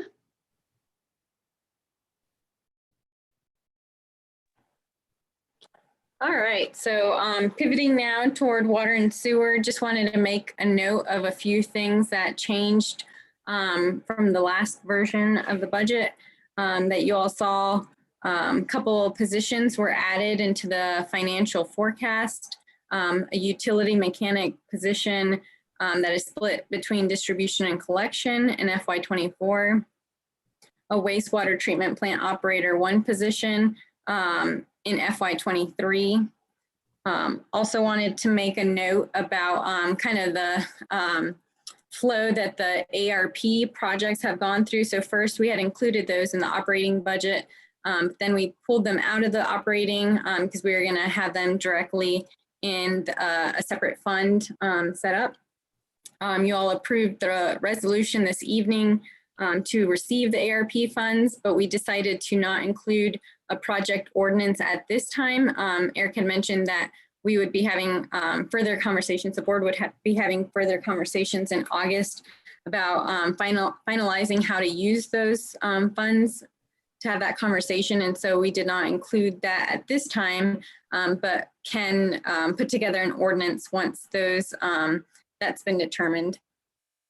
Some merit and COLA adjustments, and struck out the language that had previously been included under the fees, rates, and charges schedule related to high-risk security deposits for utilities. So those were some of the highlights, but some of the other adjustments are included in the packet, but wanted to, at this point, open it up for any questions or thoughts that the board may have.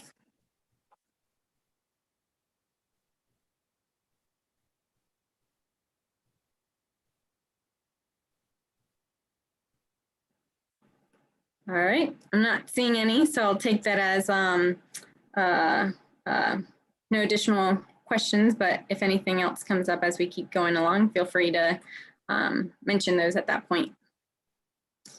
So moving toward the Stormwater Fund at this time, just a few adjustments that were made related to salaries. And a couple additional ones were included in the attachment that went out today. Any questions related to stormwater? All right. I'm not seeing any. Seeing shaking of heads, no. Yes, Mayor Weaver. This really isn't a question about stormwater, but would this be the time where we should talk about some of the questions about water and sewer rates, or is that going to be down in item number 5 for the fees? And sorry, my desk situation is a little bit like the beautiful mind right now, with pieces of paper and my iPad and the computer screen. So I'm flipping through things. So let me just stop my question there. Is this the point where we should talk about? Yes, we can talk about any of those questions at this point. Okay. Yep. Thanks. No problem. And did you have a question specifically, or just opening up that conversation? Well, I mainly just wanted to open up the conversation and thank the town manager for the detailed information that about the finance and financial and rate information for the water and sewer budget. It's really detailed, and I'm saying this in part for anyone who may be watching this meeting now or later, that it's really helpful in talking about why we do what we do and how we do it when it comes to, in town and out of town rates, the thought process behind that, and how we got where we are now. So first of all, I just appreciate the work that went into that. And then I also just wanted to open up the conversation to the board. We've had quite a few emails from folks, talking about water rates and the burden of those rates, and thinking about out-of-town rates, and the really detailed, laborious work the Water and Sewer Advisory Board has already undertaken, but was interrupted due to COVID. And so I know that they still have some work to do, and perhaps some recommendations to bring back to us. So I'll stop talking for now and just say I wanted to open that up to board members. Commissioner Hughes. Yeah, I appreciated the outline that staff put together for consideration for today about the rates. I think that what I'd like to see is really kind of three things: two immediate and one's kind of long term. The immediate is, I think it makes a lot of sense to begin to reduce the minimum usage. Currently, that's 2,500 gallons is what we charge for, to go ahead and start reducing that down. I'm sure there's a reason for it to be a 4-year process as opposed to, a 2 or 3 year process, but going ahead and doing it so folks know that, that's the direction we're heading to, and that will, the plan is to get that down to $2,000 or 2,000 gallons a month. And I think that's a month. I mean, it sounds like it's chump change, but if you extrapolate that over or multiply that over, 12 months, it's actually probably a significant amount of savings for folks. The other thing is, I do think it makes sense for us to halt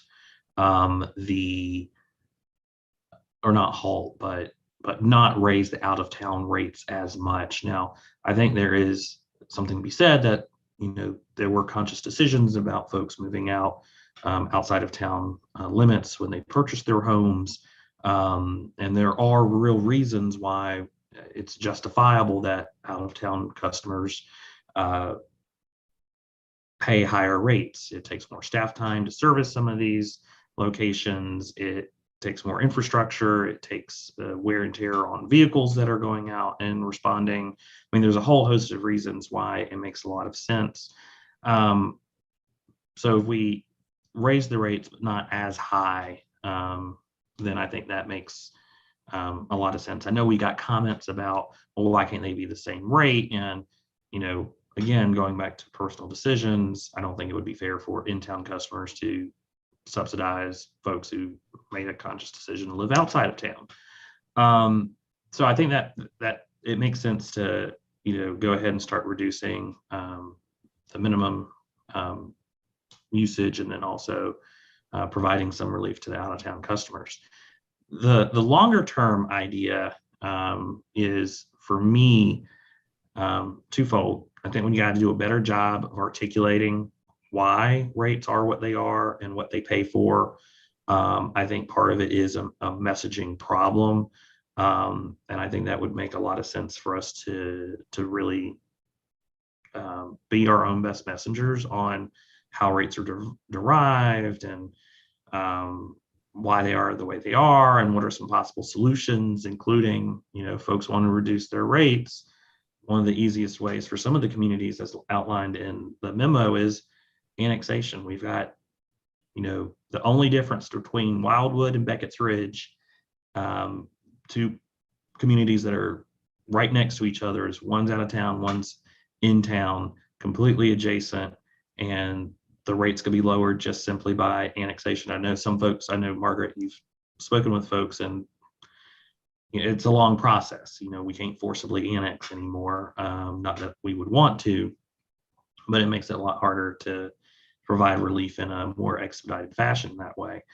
But I do think there is some merit for us to possibly model which kind of way we levy rates in the future. Would it be the more like Owasso and Durham, which the memo says is a more equitable way, with a base fee and a percentage, and it's a complicated formula, but I think people would better understand that. because it's just easily more understandable to someone than, hey, I'm paying for water I don't use. That's how people interpret it. And what we're really trying to do is, recoup cost of what it takes for a home or a business to be connected to our system, even if they don't use a drop of water.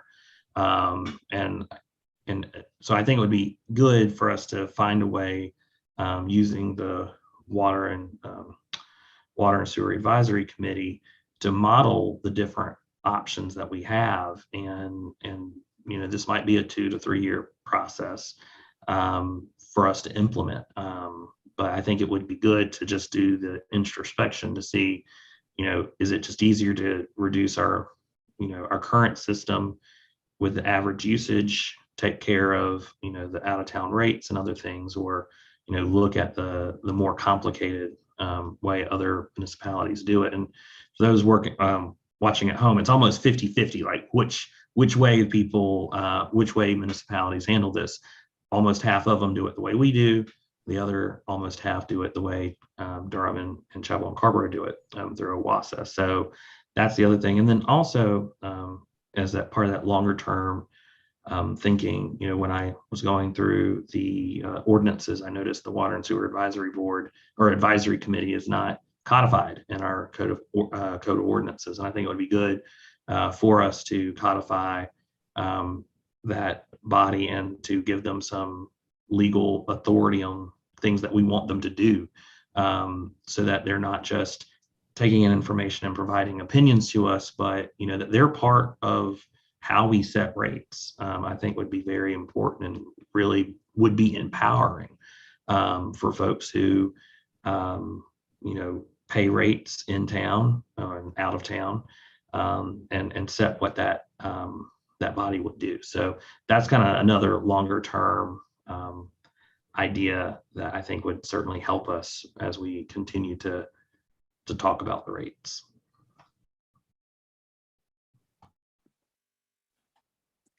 Thank you, Commissioner Hughes. And I know you mentioned some of the first ones being more immediate in your mind.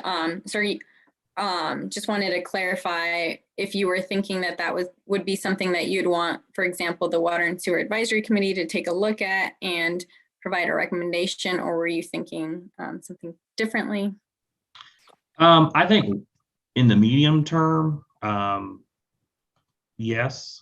The answer to your question is I would like for them to look at what we could do. I think as it relates to this evening, I think we could go ahead and reduce the minimum use to 2,400 a month, 2,400 gallons a month, and then reduce the out of town rate increase. I think those are. I'm looking at this very long memo, so I'm trying to figure out where it is in the memo. But I think those are two things that we could do this evening. Thank you. Commissioner Ferguson?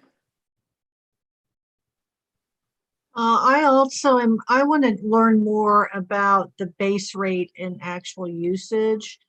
One of the things that and Commissioner Hughes points to is that, education, and folks look at the cost of water being just what they use, not the cost of water they have access to at any given time, and that those are fixed costs. And nothing, in terms of usage and conservation, when, understanding the cost of the system, just to have access to clean working water, and then what you use. I'm open to having a lower increase to outer town, but only to a certain extent, because I do believe that I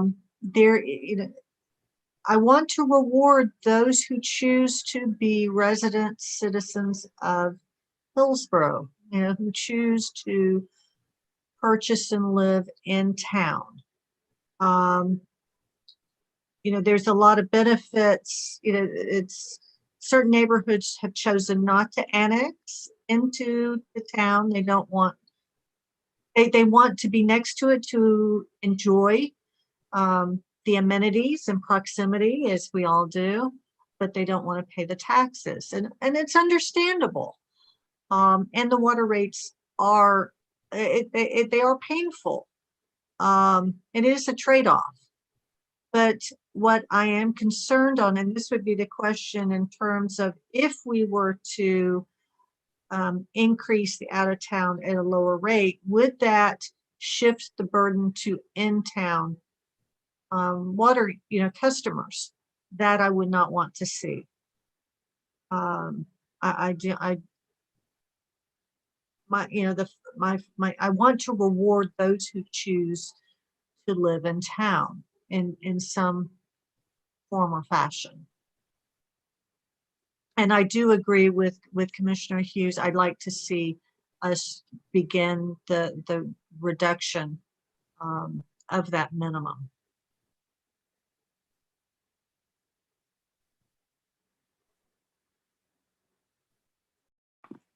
Commissioner Bell?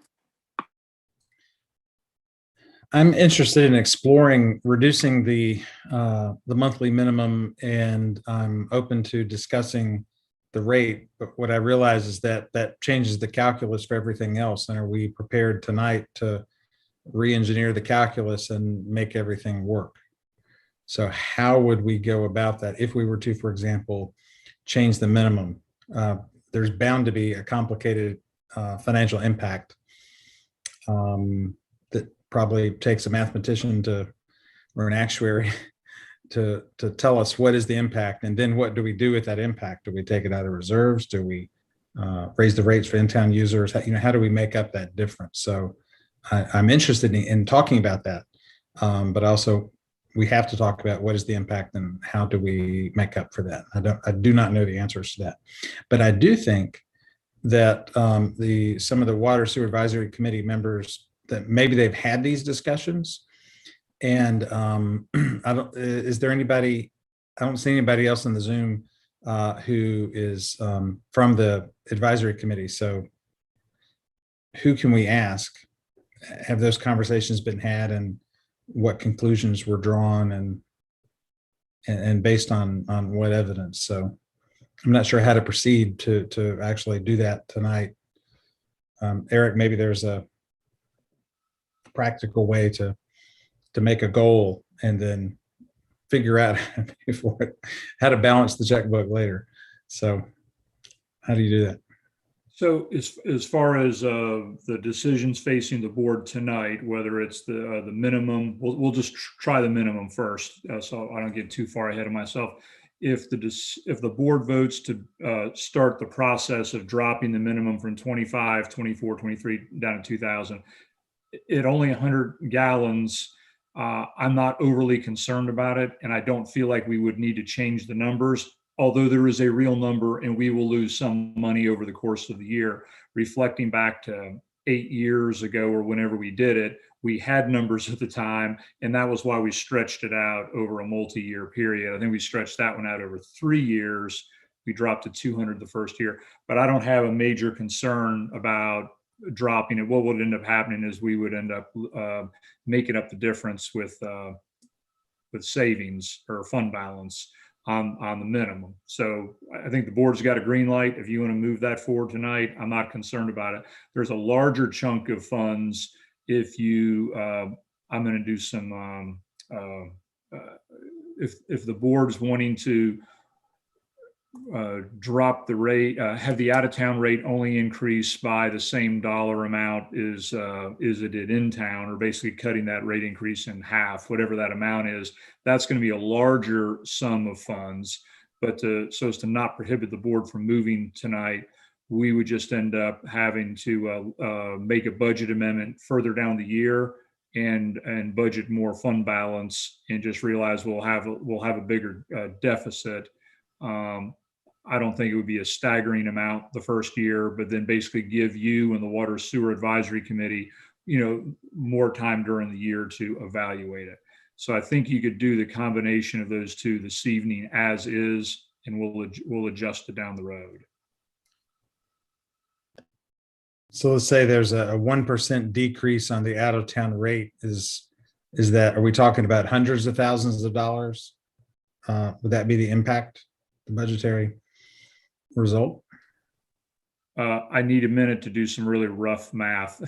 You can't do it in your head?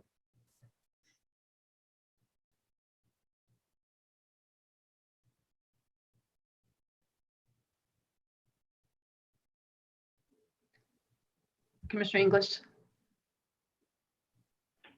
I just wanted to share also that I'm supportive of reducing the minimum usage and rewarding those folks that do conserve water and don't use all their water too, because I think that's a big incentive. So whether it's 100 this year and 200 the next 2 years, I would encourage us to get to it sooner than later. So if we can do it in 3 years instead of 5, that would be great. But if it has to be 100 every year, that's fine too. It just seems like a long time to get down to 5,000 gallons or 500 gallons. And then also that I personally think I certainly want to engage the Water and Sewer Advisory Committee and get more information from them regarding the potential for a base rate, because I think ultimately, I believe, I don't know though. So I'd just like to, get more information about that and find out, how long that takes. I know it's very complex, but I think a base rate is, for at least our residents and our users of water, is a much easier thing to understand, and we're not constantly trying to explain, why the rates are what they are. So I think some more, and I know they've done a lot of work already on that, and so I'm interested when they get back in August to kind of see if they have any additional information. I know they've been working with some consultants and specialists also outside of the board that has been helping hopefully crunch some of that data.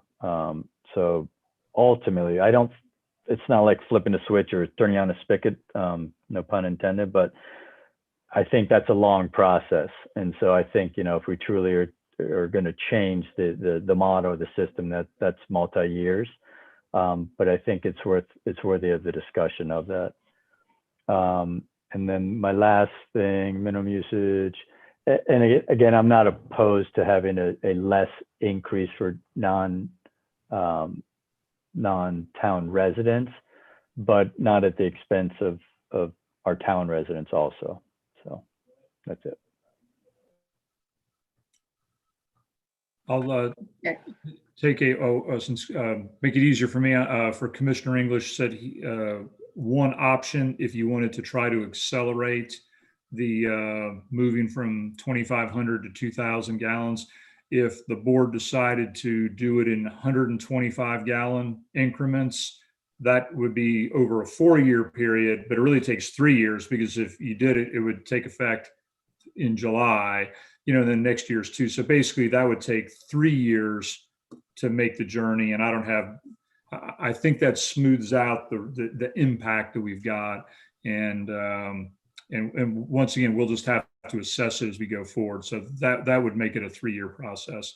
And I share the following number with Commissioner Bell's request about the dollar impact. And if I had actually been good, I should have anticipated that. And I guess just trying to get the information out the door, didn't think about coming up with a dollar amount. This is a very rough number, and I would have to do more analysis to figure out what's the percentage of income we get from in town versus out of town, because it varies, with sewer being a lot less.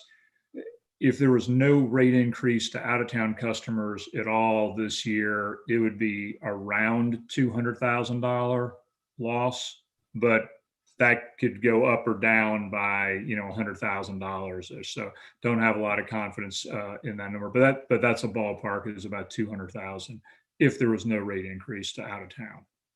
And I don't have time to calculate what that would bring the multiplier to. Just as recollection, if you charge double rates, it's 200% more, which is sort of the industry standard. More people charge 200, or a lot of people are 250 or 300 with some. We're at 195. we'd have to figure out a little bit later, like what does that do to the multiplier? It would probably, I don't know what it would drop it down to, but it would drop it several points lower.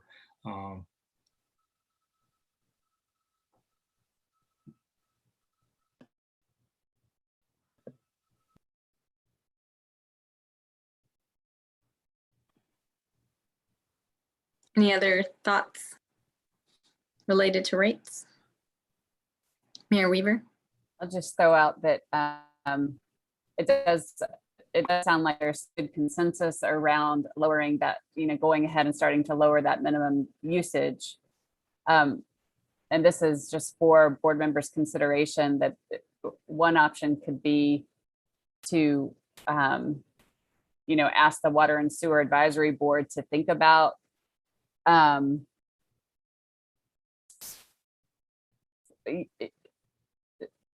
think it's a little bit, so this is what I'm thinking. And so, pardon me if I don't have it super well formulated, but we have so many expenses and needs right now that, even we do have the town manager saying, the sky isn't going to fall if we, don't raise the rates on our out of town users this time, or raise them a smaller amount than our in-town users. But it might be good to have some harder numbers on that, because that's something that we can, we're not required by law to make that decision tonight. So I just am throwing that out there as an option, that we could get some harder numbers, then decide, or ask for the WASAB input. Thank you, Mayor. Commissioner Ferguson? I'm being acutely aware of the condition of so many water sewer systems around the state. I hear our town manager that the sky isn't falling, and I'm very grateful for that. But what I would like to see, and I'm glad to put forth a motion, but I don't know if there's a consensus for this, is for the Water and Sewer Advisory Board to explore, more options, and certainly I want to know more about the base rate and usage. But that I'm comfortable dropping, the minimum 100 gallons, now, today. I'm actually not comfortable reducing out of town rates at this point.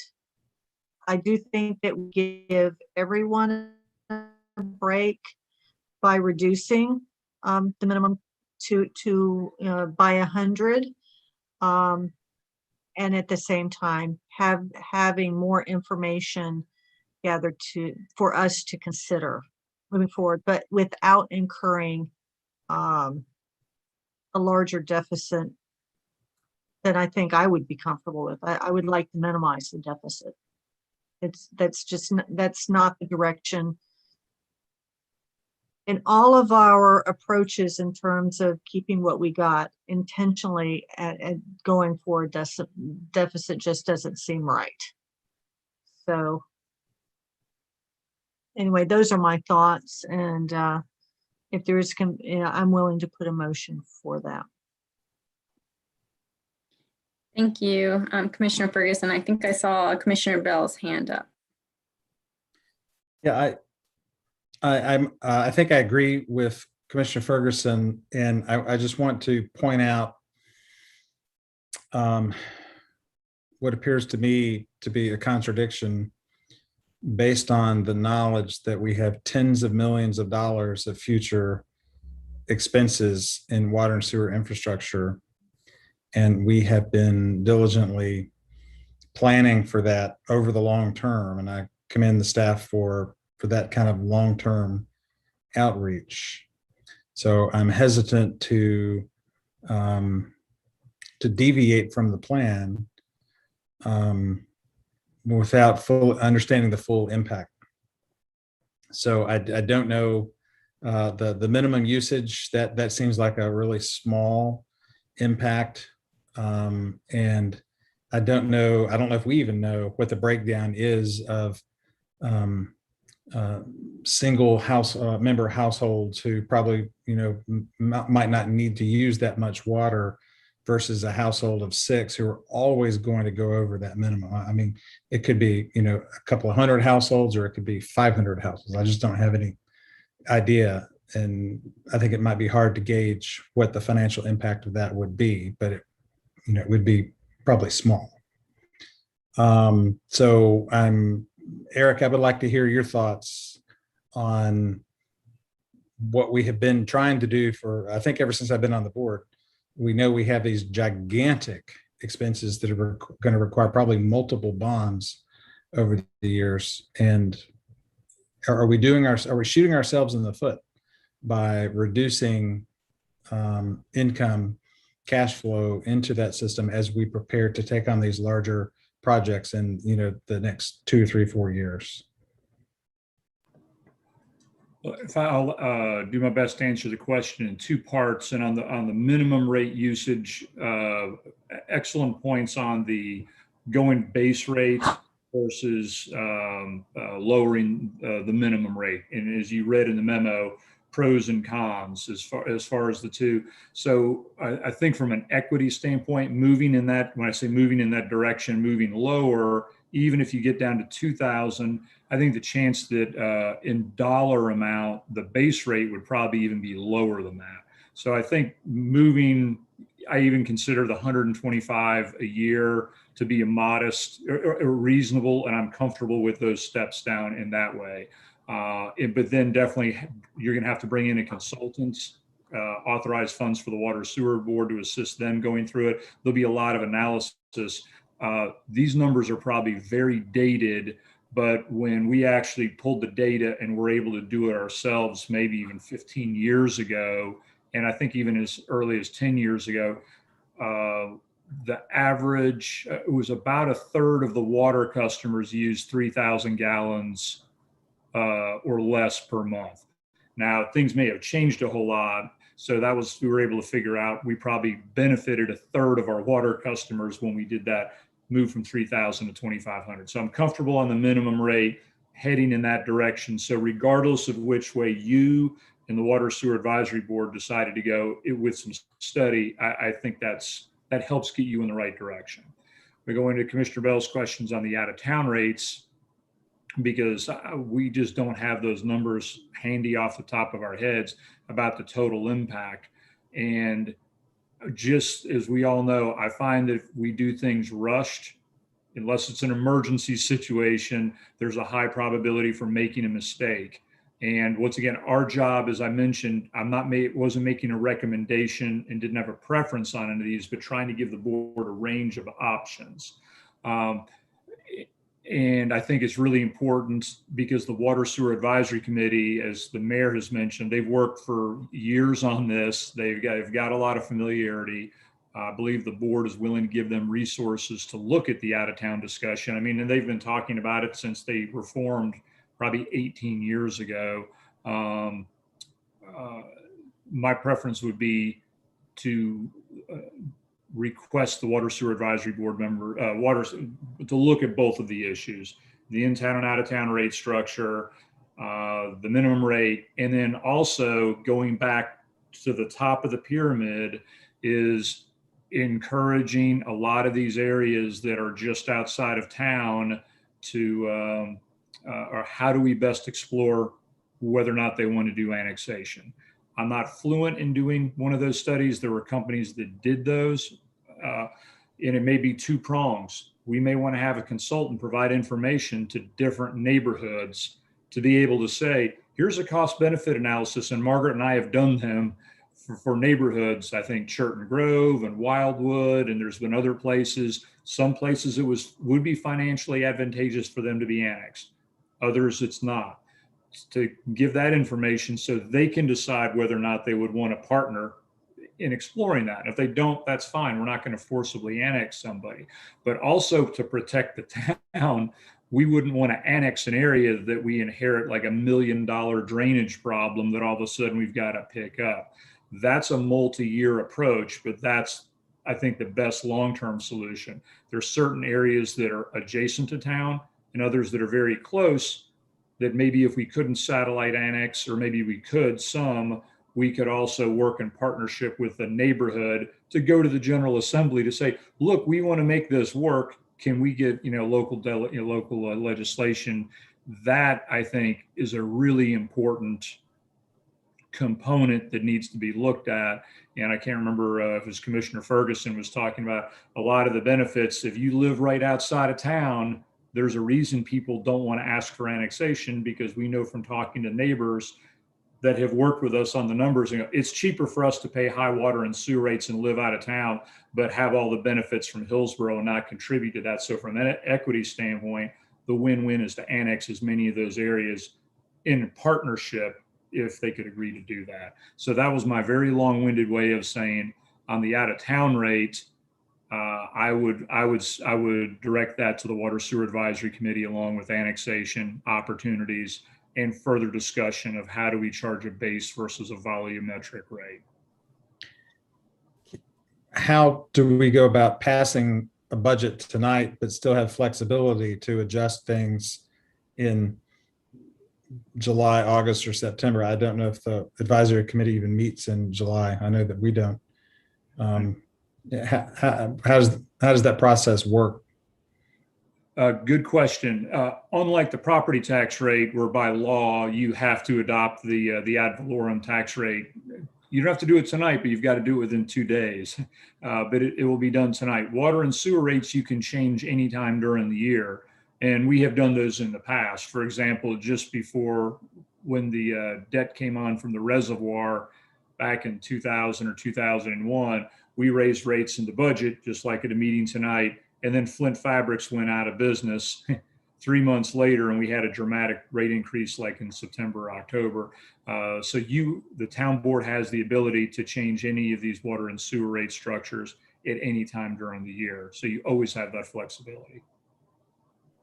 In this particular case, it seems to me that we should proceed to pass the budget and then charge the Water Sewer Advisory Committee in a very short period of time, not 6 months later, but with, by the end of September, for example, to come up with an analysis and recommendations and expert testimony or expert opinion to help inform us how we would do that and still kind of meet our long-term goals for making all these long-term infrastructure projects and financing debt. A comment, and I may have not processed everything that was just said. On the in-town, out-of-town, and minimum rate analysis, I don't think we can get that done in 6 months. If I'd say it may take us a year, it maybe would be less to get somebody, because they're going to have to pull all of our numbers out, do a lot of analysis. There's going to be lots of meetings and discussions.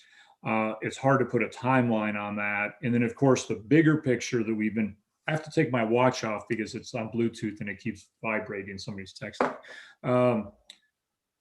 As far as the bigger picture issue with the $20+ million worth of expenses, needing to allow the utilities director, which in August we'll do an update for the board on basically an update from what Marie gave you earlier in the year with more specific numbers. Here's what the numbers are looking. We can only treat X number of millions of gallons of the wastewater plant, and land use decision options the board's going to have, and we'll need direction from you on in working and prioritizing those costs, and then bring in the financial track, bringing in the financial experts to help us build basically a capital improvement and financing plan to figure out how to do all that. Those are all different, but somewhat interrelated. That's probably a year-long job just doing the capital financing part. And then the other thing, from a staff limitation standpoint, these are obviously all priorities. Everybody wants them looked at now. That's just, we will do our best to try to juggle all of it, but I really am frightened to give any time estimates because it always takes a lot longer than you think. And these are obviously complex issues. So sorry for the long-winded response. That's okay. And I knew I was being optimistic when I opened my mouth. to make a suggestion. So so it won't get done next week. I got that. So I'm open, as you all are too, to suggestions on how to proceed, but honor, kind of the due diligence that we should do to figure out how to make these changes long term and what is the impact and those things. So Kathleen, not that I'm directing the meeting, but you were waving your hand, so I'll shut up and let you talk. No, go ahead, because I was going to ask, excuse me, I've got something in my throat, so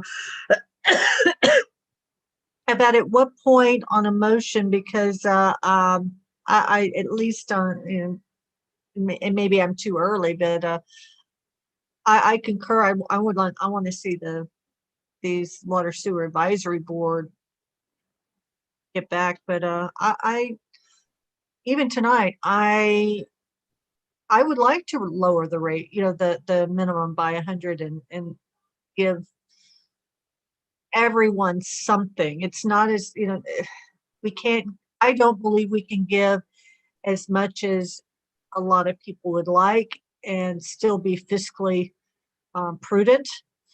But I think we can do this, which can reduce the burden with some of the, the low water users.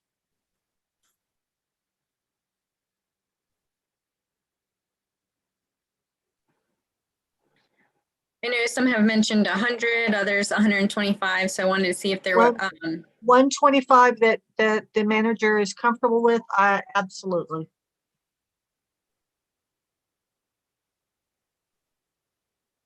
any other comments from other board members on reduction amount. Yeah, I support it clearly.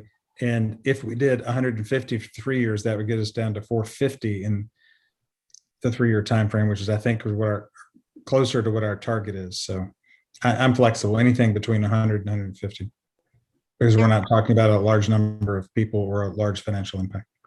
Yes, I concur.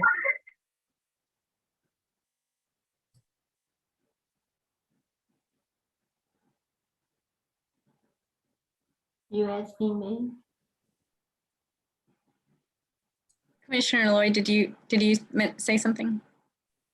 I really I don't like it when you work on a budget and you get it this far to change something before you have, and then what you're gonna do, so you're gonna drop something and you find that we're gonna need the money somewhere else.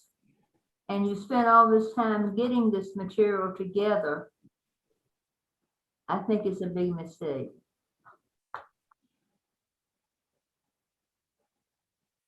And I think you should wait and get some advice from the Water Sewer Advisory Committee and take what you've got now,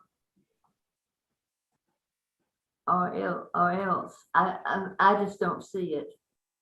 It's back and forth. You're gonna get the customers all upset, and they're gonna think one thing, and you've told them another. So be it. And I don't like charging anybody anything either. That's not the point. But the town does. We're gonna be in really big financial trouble with the water sewer fund if we do everything that's in there. So we'll have to drop a project. So which one do you want to drop?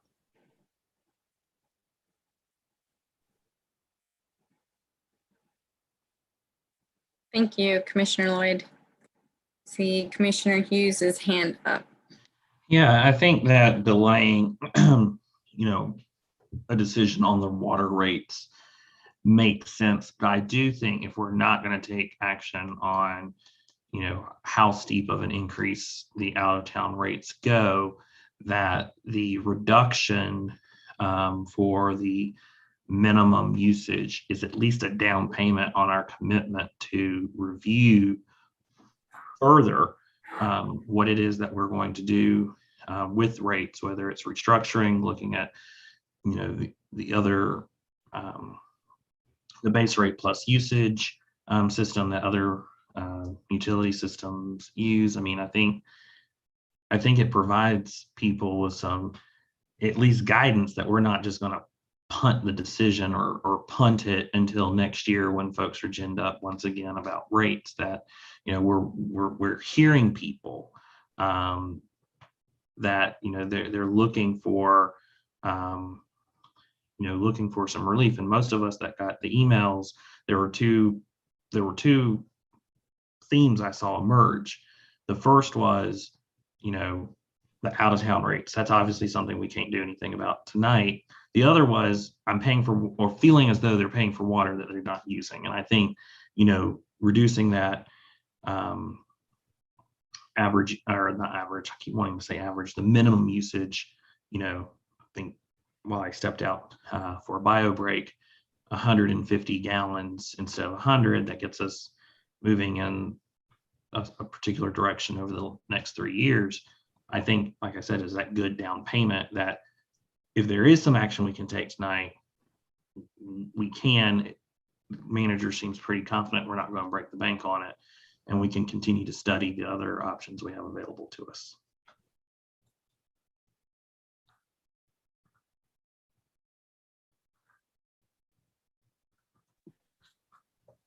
Thank you. Any other thoughts?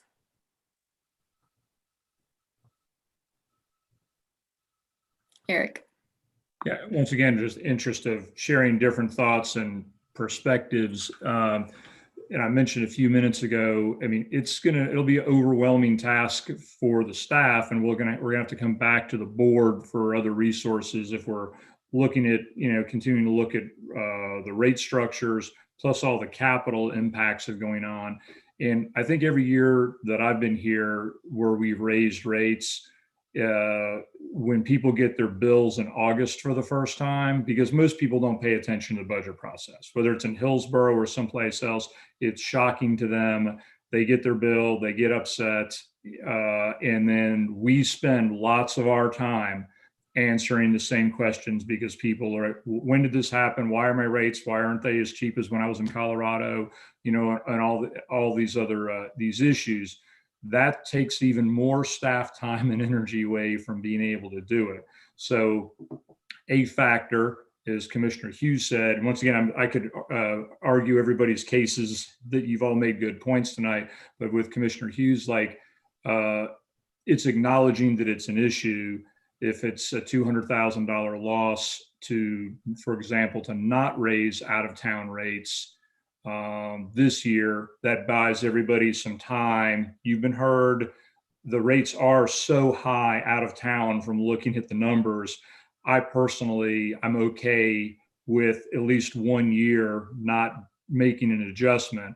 I also feel very strongly that, as Commissioner Ferguson was saying, that in-town property taxpayers are paying for lots of amenities and services that out-of-town folks aren't having to do. That's why it's an equity issue, but it does buy a little bit of time and lets people know that we're listening and we're trying to do something. The Water Sewer Advisory Committee recommended early in their existence to drop it from 200% down to 195. I don't know what the percentage would be if we didn't raise the rates this year. But wait, that's just a different way to look at it than we had talked about earlier.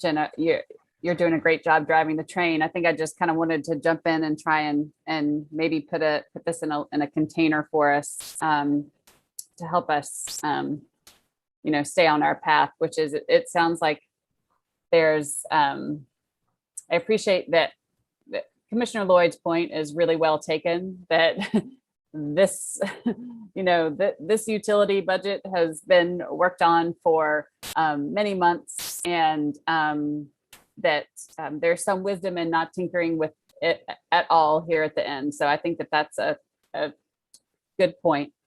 And it does seem like there's also a majority, a strong majority of board members who would like to go ahead and start the process of dropping the minimum usage, you know, but 125 gallons a year.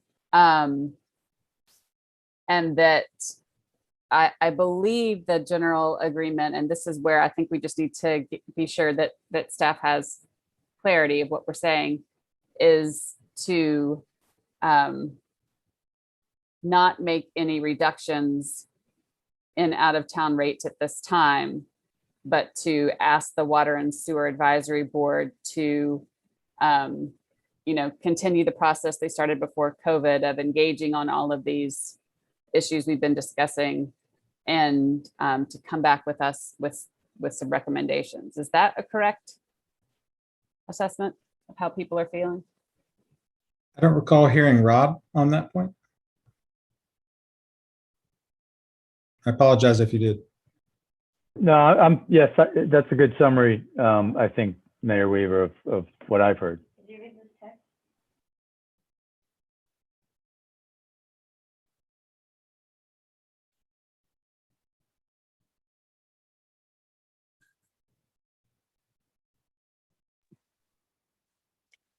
Thank you for that summary, Mayor Weaver. Any other points related to either of the enterprise funds, water and sewer, or stormwater that we haven't already covered? This is not a question, it's just a real quick comment, which is to say that in a conversation I had with Commissioner Bell earlier, he made a great point about, you know, it's hard to compare. So in the packet talks about how the two examples that we had in the packet, knowing that, you know, about half use the base rate, half use the minimum usage, but that Durham and Owassa, you know, have especially Durham has significantly more customers. Their scale is just very different. And so I think that I would just offer that if there is a clear, quick and dirty assessment that I don't know about that's available about why that just wouldn't work for a system as small as ours, that might be good for us to know before we put a lot of investment, you know, in a consultant. So that's just if there's an intermediate thing that doesn't cause people a bunch of time, then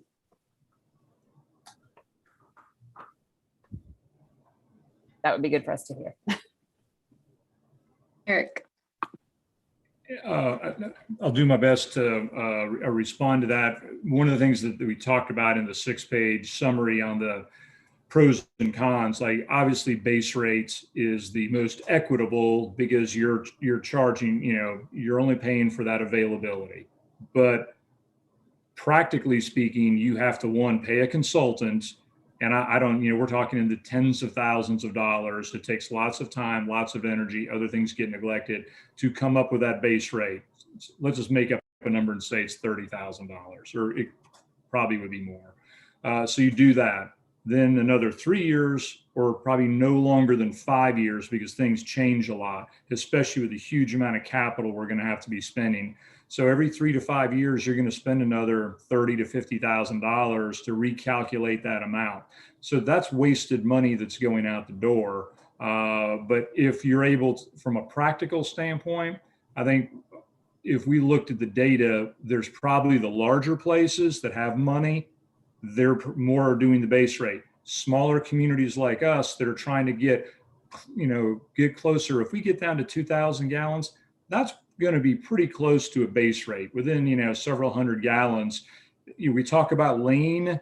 Why create all sorts of bureaucracy and give lots of consultants money in perpetuity if we can just walk it down and get to 2,000 gallons? And a reminder from, I know we've plowed the board with hundreds of pages of statistics and information on utility systems over the last couple of months, but 2,000 gallons per month is the most common used threshold for minimum usage. So if we could wave a magic wand and say, let's do 125 gallon drop over the next, 4 budget cycles, but it only takes 3 years to get there, that's the lean way to accomplish that. And then we can use that money for all these other problems and challenges we've got. So that's additional thought on comparing the two. So if you definitely make that step tonight to go to 125, the Water Sewer Advisory Board Committee can still have those conceptual debates similar to this, and they can still point you in a different direction. You still have options moving forward. But that's the way I think we should go, is head towards 2000 and be done with it.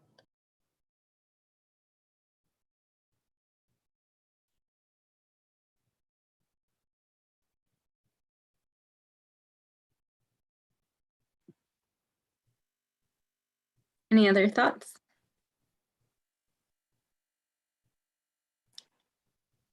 All right, not seeing any. Before I hand it back, I just wanted to do a quick update on the strategic plan. It's been a couple months since we last came to the board with an update. Staff was able to work on one of the strategic goal areas, but we're unable to kind of get into some of the other goals due to timing. So that is something that we'll try to pivot to in the new fiscal year and then come back to the board with an update on that. But I did want to mention that since that was a lot of conversation at the beginning of the budget cycle and wanted to provide an update on where we were with that to continue upon the work that we've started earlier in the year. With that, I'll hand it back to Emily or Eric. Thank you, Jen. Sounds like that we seem to have reached a consensus or somewhat of a consensus on the general fund and the enterprise fund areas. I'm not sure if we want to look at adopting at this point or if there's still more discussion that needs to be had.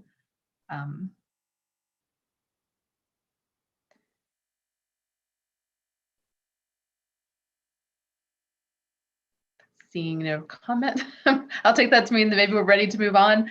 If that's the case, I may have a question or two for Kevin in terms of procedural steps here. Because I think I've heard that we have 2 ordinances that went out in the packet. One was for revenue neutral and one was for the 2-cent rate increase, or the 58.7 cents, which seems to be, at least what I heard, was the option that the board was leaning toward. And so I guess we would need to clarify which ordinance they're adopting in terms of the rate. And I don't know if it's as simple as saying we want the 56.7 or the 58.7 rate. If it's that easy. Yep. Yeah, okay. Exactly. It just as easy as kind of making a specific statement as part of the motion. Okay. And then the other aspect of it was the with the water and sewer dropping the minimum rate. Is it just making a statement saying that we're maybe amending the fee schedule to reduce the minimum rate by 125 gallons? That's Exactly. Yep. okay. And then the other question was, normally we adopt all of our historically we've adopted all of our project ordinances as part of like a larger townwide ordinance, but this year project ordinances are separated out and not part of that one ordinance. Do those need to be adopted individually, or can they all be adopted together collectively? It can be done either way. If there is kind of as a matter of expediency, I think the board could certainly move to adopt any number of them collectively if the board would like. Okay. And do they need to clarify that some of them are new project ordinances for new projects and others are amendments to existing projects? You just say like adopt project ordinances and project ordinance amendments? Yeah, I think that's because the ordinances themselves will specify whether they're an amendment or an entirely new ordinance. So so long as that's clearly spelled out in the written document itself, there should not be any necessary, wrangling of words, so to speak, to make that motion. Okay, and it is spelled out. Okay. Those were all the questions that I had. I'm not sure if anyone else has any other questions related to the procedural aspect. Commissioner Hughes? I've just been sitting here taking notes and I'm ready to make a very long motion. Whenever we're ready. All right. I'll turn it back over to you guys. All right. Thank you so much, Emily, and thank you, Kevin, for answering all those questions.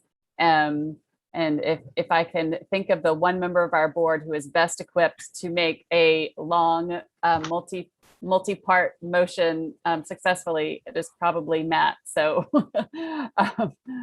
why don't you go for it? Barring All other right. discussion people need to have at this time.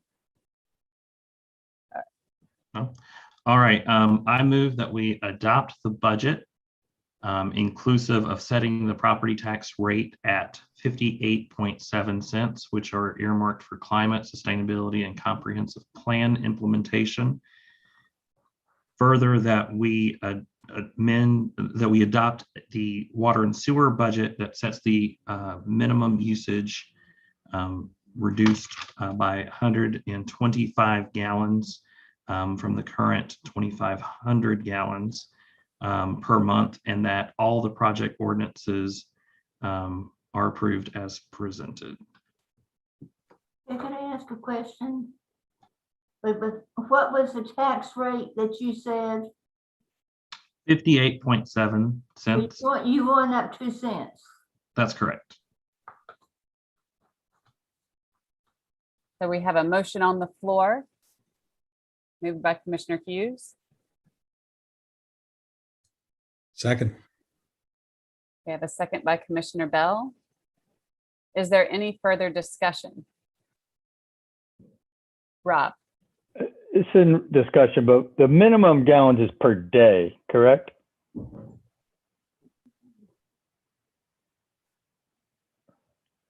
Yes. Per month, It's per month. right? Seems like such a little while. Okay, thank you.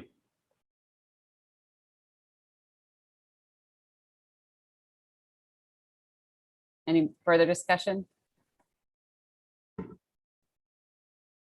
Well, but before I just want to say, I said this at our last meeting, that just this budget and the water, sewer, and stormwater budgets really have a lot in them this year. I think there's a lot for us to feel good about.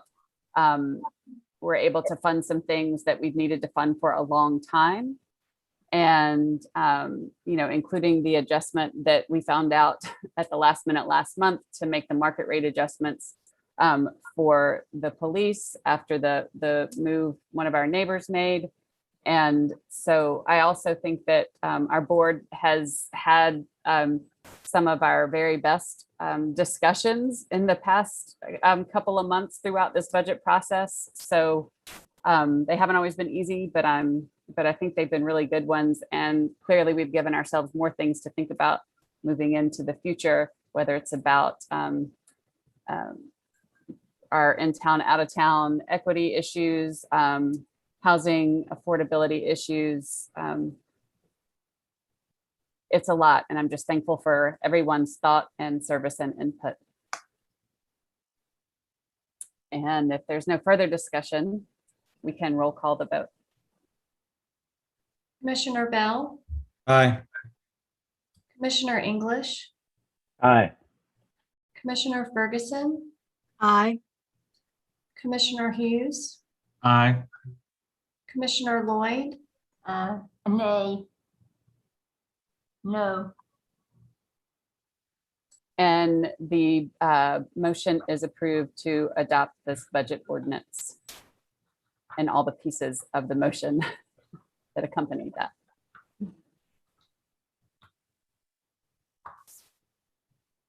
Thank you, everyone.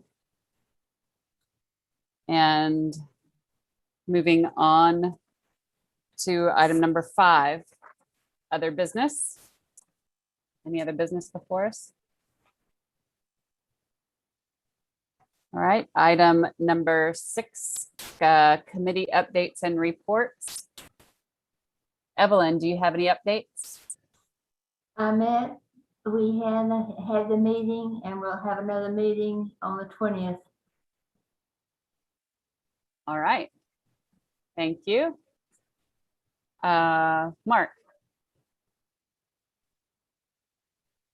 Just heads up that the Orange County Transportation Steering Committee has had a couple of meetings, and we've had to do some level setting with the consultants. I think the consultants assumed a lot of things and were maybe moving too fast and not communicating enough. So we've done a lot of soul searching with the consultants, and we have pushed back the production and final approval of this report to September, I think. And I believe that at that time, they will come and make a kind of a report out to the Hillsborough Town Board. And for your information, and really the kind of the main thing about this updated transportation plan is they presented 2 options. And one option really focuses on infrastructure investments that connect high density areas to other high density employment centers. So Chapel Hill to Durham. The other plan connects Northern Orange County to employment centers. So you can imagine which preference I have voiced on your behalf that we prefer, connecting Northern Orange and other outlying areas to employment centers, and also to Chapel Hill, but to Durham, Chapel Hill, and RTP. They'll probably end up with a hybrid solution, really. And there'll be more votes on that in the future.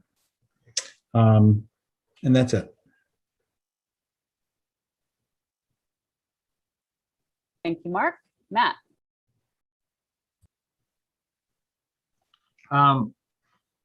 No updates that I am aware of, other than I did get to participate in a few Juneteenth related celebrations at the NAACP held. They had three celebrations, Friday, Saturday, and Sunday of Juneteenth weekend. I did the ones on Friday and Saturday, or Friday and Sunday.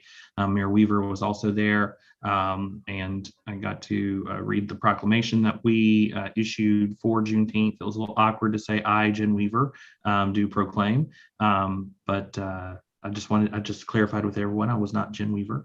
But that was really nice to see the community come together for the first celebration of Juneteenth. And then on Thursday, there's always a Pride event in Carborough that both the towns of Chapel Hill and Carborough host. And so it was great to be down there and be with some of our colleagues in Chapel Hill and Carborough for the celebration of Pride Month. And but other than that, nothing else is really coming to mind, but I know if it does, I'll tell y'all in August. Oh, I know what the other thing was. I am doing the advanced leadership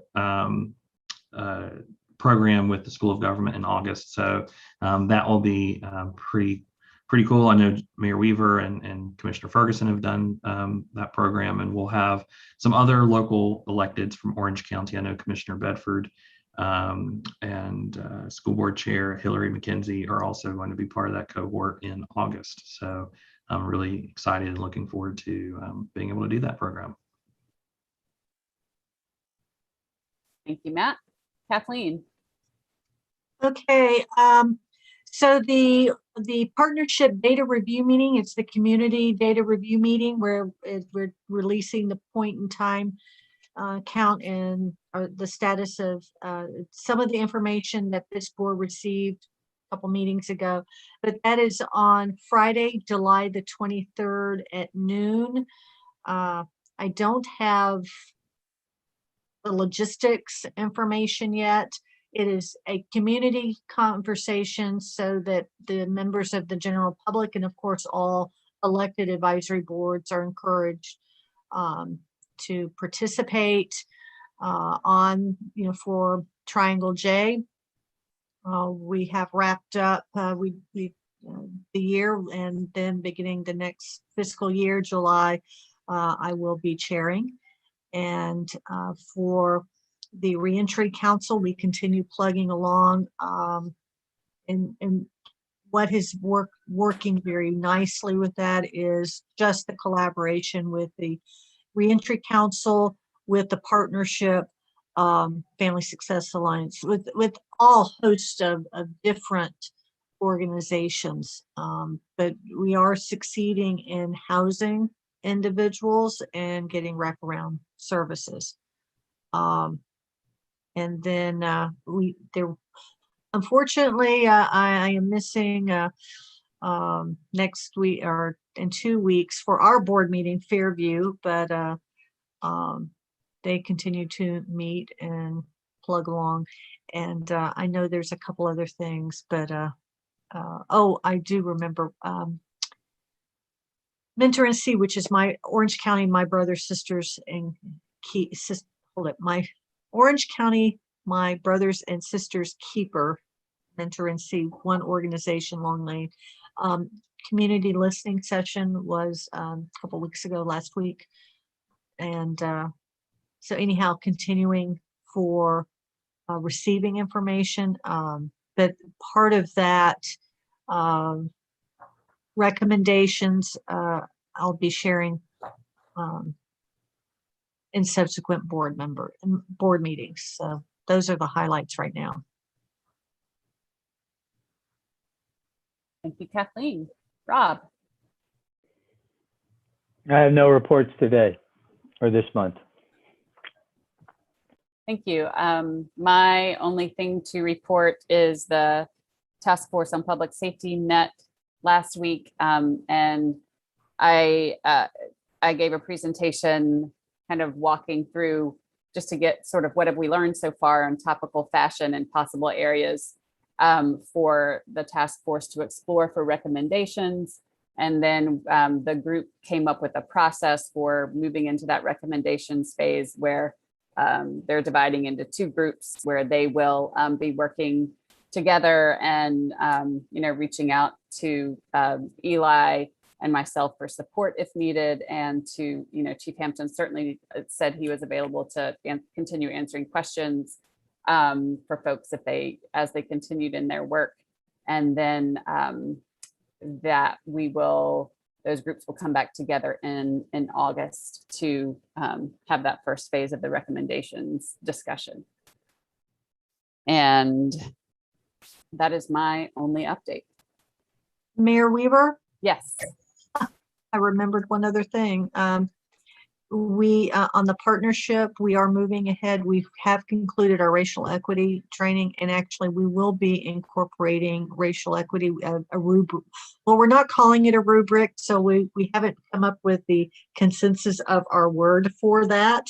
But essentially it is the decision making, ensuring that we apply those equity principles, particularly since so many people of color comprise are homeless and at risk. Thank you. That's great work. And I know y'all have been working on that for a long time too. So let us know how it proceeds. Okay, now we are moving to item number 7, and I will entertain a motion to go into closed session. So moved. Second. Moved by Kathleen, seconded by Mark. Commissioner Bell, Aye. Commissioner English, Aye. Commissioner Ferguson, Aye. Commissioner Hughes, Aye. Commissioner Lloyd,